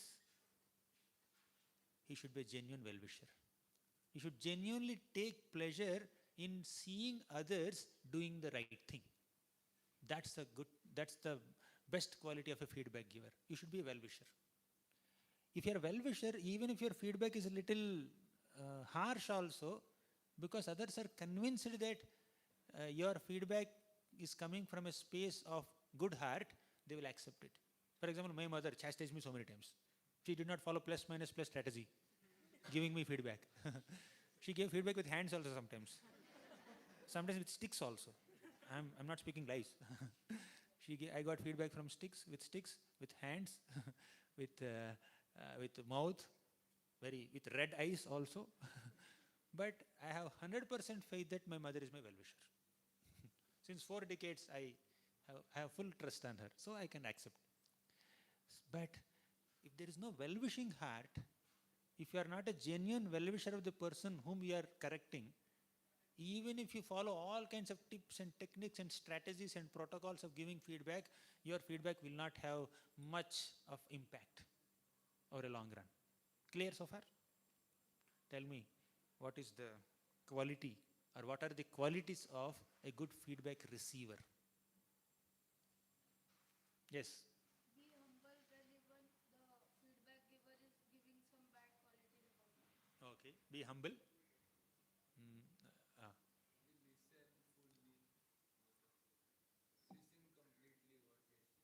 Yes, listen completely. Don't immediately justify or intrude. Yeah.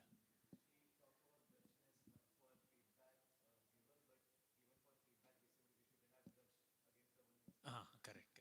Good point. The feedback giver or receiver, both should not have any grudges or negativity or hatred. Yes. And work on it. Good. Don't take feedback seriously.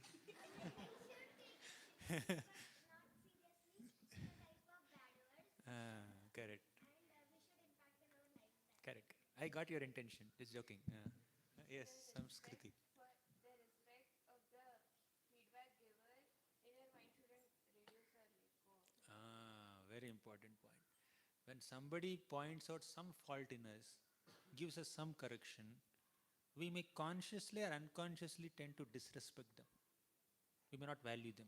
Generally, the tendency of material mind is to appreciate those people who are appreciating us and not appreciate or not respect those people who are correcting us. But we should go by the validity of the feedback. How genuine is the feedback? What is the intent of the feedback? And even if intent is bad, what is the content of the feedback? That we should accept. Don't disrespect just because someone is correcting you. Next. I saw 4-5 hands here. 1, 2, 3. Anyone else? Qualities of a good feedback receiver.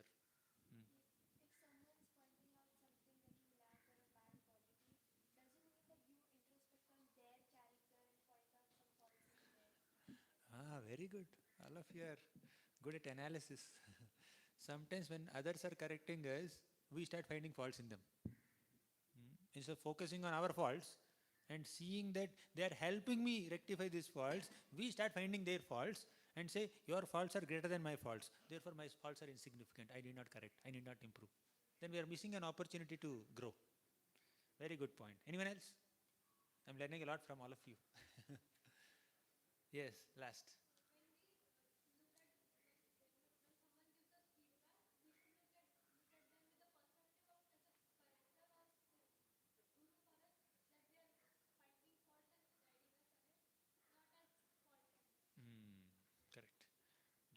think that they are depressing you or demotivating you or disrespecting you by pointing out a fault.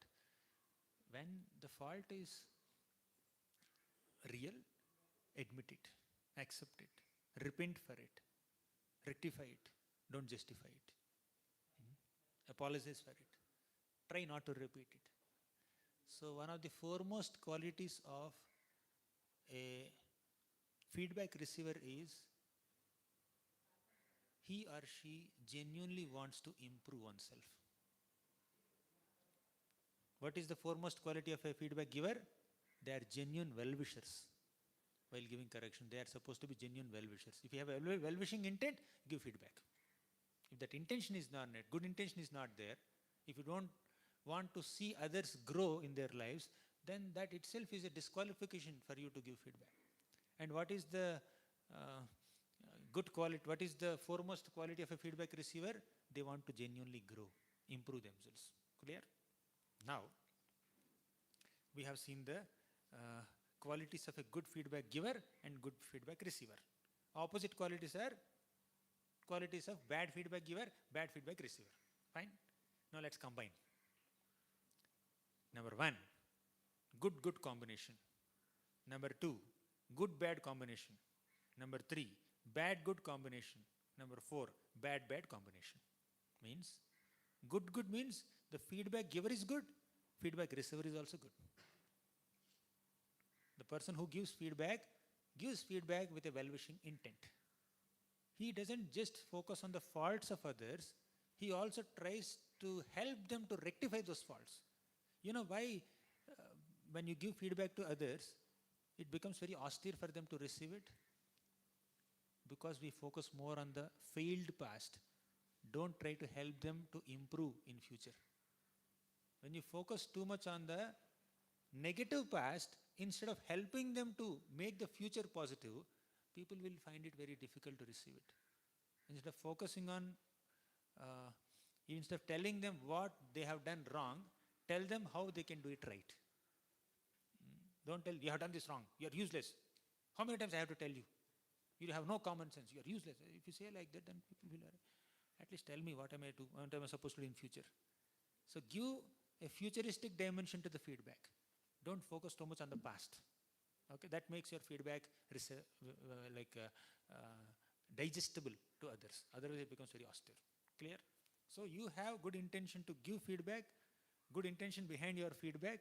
You are giving that feedback at the right time, to the right person, with the right intention, in the right manner. And others are also receiving it nicely with an intention to improve themselves. That's a good combination. Tell me one example of a good combination of feedback giver and feedback receiver. Yes. Good guru, good disciple, very good. Give me an example from scriptures. Krishna and Arjuna, very good. Krishna is a genuine well-wisher of Arjuna, and Arjuna is receiving that feedback, understood Bhagavad Gita and acted upon it. Good. Anything else? Any other examples?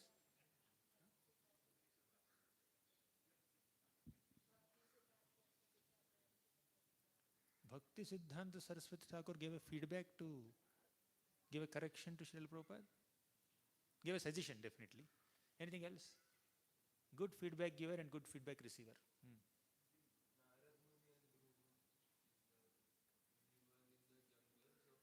I think Narada Muni and Vyasdev is good combination. Yeah. Ultimately, Dhruva Maharaj did not accept Narada Muni's initial advice. Later he accepted.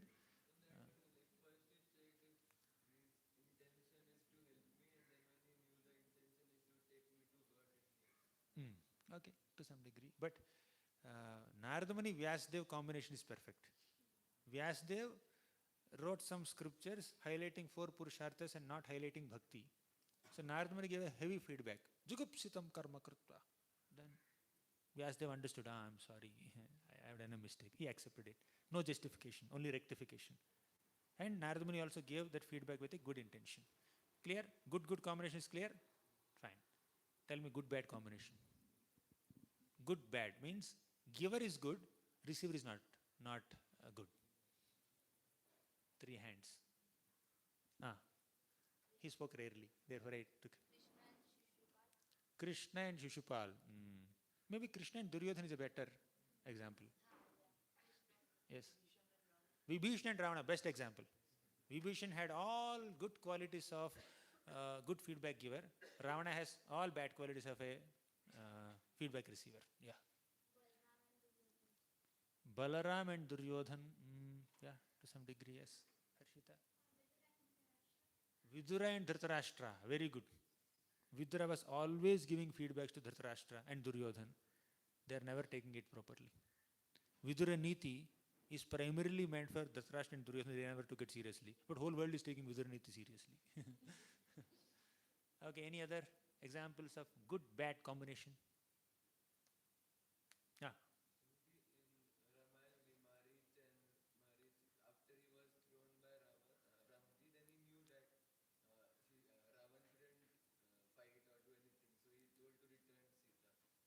But Ravana never took it. Ravana and Maricha, good. Fine. Bad, good, you want good, bad.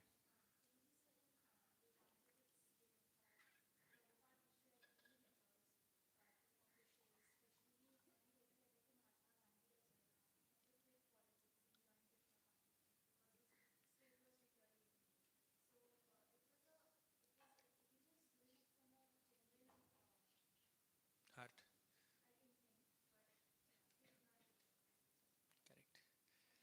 Bad, good combination. Means the giver of feedback did not have a well-wishing intent. He is just toxic. He just wants to find fault with others, demotivate others, discourage others, and criticize others. No intention to help others improve. But the receiver of the feedback is an essence seeker. Even though the feedback is given with a bad intent, when the feedback is valid, he will accept it and improve oneself. Just like a hen. Hen goes in garbage and picks up the grains in the garbage also and feeds its chicks. Like that, a good feedback receiver can take a suggestion, take a lesson, take an advice, even if it comes from a wrong source. Even if you find gold in garbage also, you'll pick it up. I think you raised hand. Bad, good combination, yes.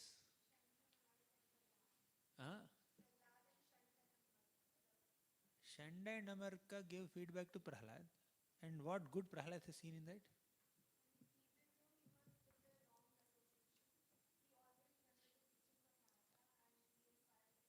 Okay. Okay. Yes.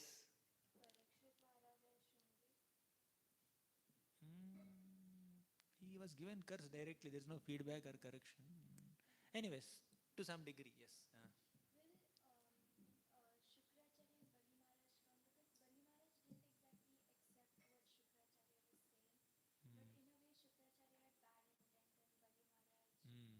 No, that's another context also. When to receive feedback and when not to receive feedback. We'll discuss it little later.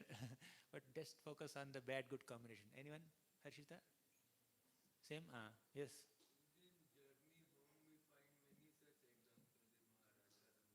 Okay, fine.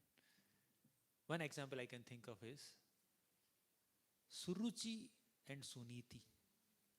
Suruchi told Dhruva, if at all you want to sit on your father's throne, you should worship Lord Vishnu and take benedictions from him, then you will attain throne. By first taking birth in my womb. That's spoken with such a malicious intent, spoken very harshly. But Dhruva's mother, Suniti, he found something good in what Suruchi said. Although Suruchi spoke very harshly, she said something valid. What is that? She told to worship the Lord, worship Vishnu. That's good. My dear son, whatever your stepmother said is correct. Accept it, implement it. Go and worship Lord Vishnu. You will get everything. Now the last one is toughest one. Bad. Easy to understand, but tough to find an example. Means feedback is given with a negative intent and not received also properly. Yeah. Manthara and Kaikeyi. How? Manthara's feedback is bad, bad intention correct. Okay. Fine. Thank you. Yes, Hridya. Ra-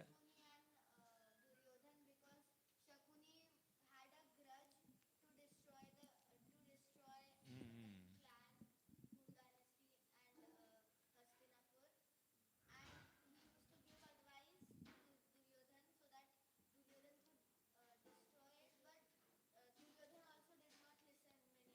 Okay. So Shaikuni Duryodhan, fine. Anything else? Bad combination.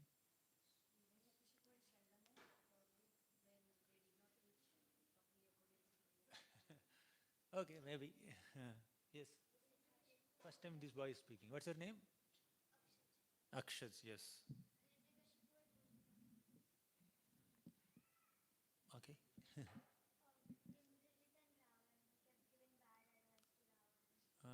And Ravan took it also. Okay, yes. Sukracharya. Okay. Feedback means in our current context, feedback means giving a correction. In this current context of bad combination, giving a correction to others with a negative intent, and others are not even accepting it. All the feedback is correct, valid, but they are not accepting. Okay, let me give an example. You know Samudra Manthan? The Devatas and demons churned the milk ocean and some nectar came out. Then when Dhanvantari brought out the nectar pot, what did the demons do? They stole it. Did they drink it? They were fighting for it. They were fighting for the first share. All the strong demons came there and said, I will drink first, I will drink first, I will drink first, I will drink first. When the strong demons were fighting amongst themselves for the first share of nectar, the weaker demons gave a feedback to the stronger demons. They said, oh, strong demons, Devatas also participated in this churning of the milk ocean. They should also get a share. Why are you taking it? Now, the feedback is valid. It's a valid correction. But did these weaker demons give this feedback to stronger demons with the right intention? So it's a bad feedback giving. Point is valid, but intention is very bad. Why did they say this? Because they are not getting a share. They cannot fight with the stronger demons and get their share. Therefore, they are speaking dharma, equality, no partiality. And did the stronger demons receive the feedback? No. Feedback is given with a negative intention, never taken positively. This is bad combination. So which combination should we be in, children? Good combination. But is it always possible? You may be good in giving feedback, others are not receiving. When you have to clap, both hands should come together. So you are good. Others are not reciprocating properly. Basically, we have control over our activities only, our words only. We don't have much control over others' responses. So better you be a good feedback giver and good feedback receiver. Give feedback with a good intention, in a good tone, with respect, not looking down upon others, without any superiority complex, without any pride. You give good feedback to others. If you are the right person to give, by the way. If you have the right intention to give. And when others are giving you feedback, receive it. Even if they have negative intention, still you receive that feedback with due respect, without judging them, without finding faults in them, without justifying your mistakes, but rectifying that mistakes. Okay? Then we can be humble while receiving feedback or giving feedback. So we began with Krishna's qualities, we ended up in the art of receiving and giving feedback. So that's how kids classes go when there are multiple generations involved. Right? I did not focus on one single story. So I think I'll conclude here, 11:25. 11:30 is the time. 11 till 11:30. Last 5 minutes. Any questions, comments, feedbacks? I'll receive with proper intent. And I have trust that you will give me feedback with proper intent. I'll also receive with whatever little humility I have. Or any favorite takeaways? What did you like the most in the last 1 hour discussion? Your favorite takeaways or questions or comments or feedbacks? 5 minutes for this, yes. No, we did not touch the topic. The art of receiving feedback we have seen. There is also art of rejecting feedback. Sukracharya's example. He gave a feedback to Bali Maharaj. He never took it seriously. Essentially, Sukracharya said, don't give charity to Bali. Don't give charity to Vamanadev. Bali Maharaj did that. He gave charity. So all feedback should not be taken. Don't take it seriously. Be polite, be respectful, and do what you like. Or not what you like, what is right. Do whatever is right. Okay, any favorite takeaways or questions, comments?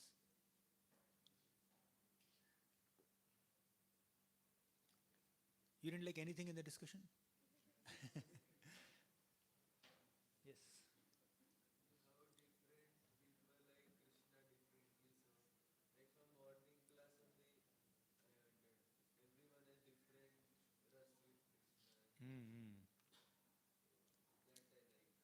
Correct.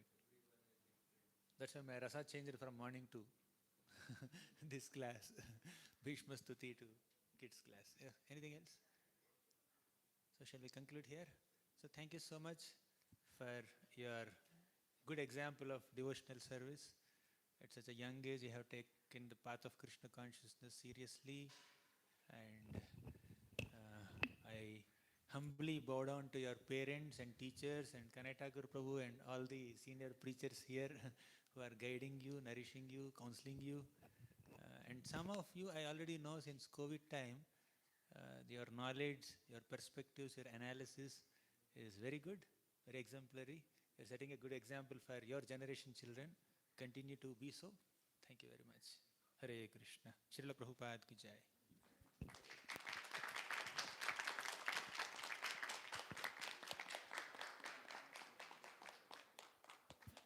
Hare Krishna. So how many of you know IIT Bombay? Raise a hand. I need to raise a hand. Okay. Yeah, they're aware of what is IIT Bombay. Okay, how many of you are aware of what is IIC Bangalore? So IIC Bangalore goes above IIT Bombay, right? Admissions and everything. Gauranga Darshan Prabhu is a pass out of IIC Bangalore. Think of it. So when you see a brahmachari in saffron in front of you speaking scriptures, he has also his educational background like that, right? So when he was in college, he came in touch with devotees, and that's when he picked up very seriously. And today he has dedicated his life going around the world, sharing spirituality, sharing Krishna consciousness with everyone. So, and not just him, there are 3-4 more of his batchmates who came together, and all are wonderfully preaching and wonderfully doing service in Srila Prabhupada's movement. So we have a very good example in him to look up to, that we can professionally be very good and we can also spiritually make it very nice, right? All right. Hare Krishna. Whatever credit is there in our services, that goes to ISKCON and Prabhupada, not IASC. No, but I just wanted to inspire them that they can do professionally very good and be also spiritually very sound. Okay, so today also happens to be Sai Shri's birthday. Hari Bo. So I requested Abhay Goindpur to get a gift for you, and this is the gift that he brought. Right? Only a frame from Abhay Goindpur, and I'll give you a separate gift. Okay? Something different I'll give you. He is a very simple devotee, so a simple gift has come. So Sai Shri, please come and accept your gift from Gauranga Darshan Prabhu. Hari Bo. So Sai Shri has been attending the online sessions that I was doing for since she was very small, and she's memorized 750 verses of Bhagavad Gita. She's practically memorized all, right? The other day when I give Gita class in the home program, she was responding so many. She attends the sessions, and she's been a very good kid. Hari Bol, thank you, Hari Bol, Hare Krishna. What is the next plan? Prasadam, we serve prasadam. No, they don't take prasadam at all, right? You guys eat? Oh, आपको pasta पता है. Krishna, these guys eat pasta, इसलिए खाएंगे. Okay, let us break for today, and the announcement is done. Okay, wait. Just no, you need to continue. You need to continue. You could decide. We just want to make announcement for the next month's youth jam. Something's going to be, something unique is going to be there. Okay, they want a photograph with you. Okay, how do we? You complete your announcement. A quick announcement. Hare Krishna. So next month's youth jam, February, we won't be having a session like this. All of us will be participating in Feed to Run as volunteers. How many of you would like to run to feed? Okay, so we will feed Prasad first, and then you all can come there for services. So run to feed. How many of you would like to participate as volunteers? Volunteers. Run to Feed Marathon will happen on February 8th, Sunday. So in February month, we will not meet like for a session like this, but we'll have a practical demonstration of all our youth jam spirit, and we will do that for the marathon. So we don't want you to run, we want all of you to be the volunteers to conduct that marathon. Fine? So keep in touch with Anand Baldev Prabhu, Saumya and Mataji and Nampriya Mataji, and they'll further tell you what all services you can do there. Right? I want to see to it that you take some responsibility for some departments there. Right? Certain departments, you can just simply pick it up and you all run it. Okay? So we'll put the services on the group. There are 3. One is in the coming week, anytime you have, we'll put that. And then on 7th and 8th, so 2 days. On the 8th, the timing is early morning, 4:45 to 9, because that's the marathon time. So that's the time you will be, you can remain awake throughout night and come. So it's early, so we'll have to accordingly come on that day. We can proceed for Prasad downstairs. Photograph.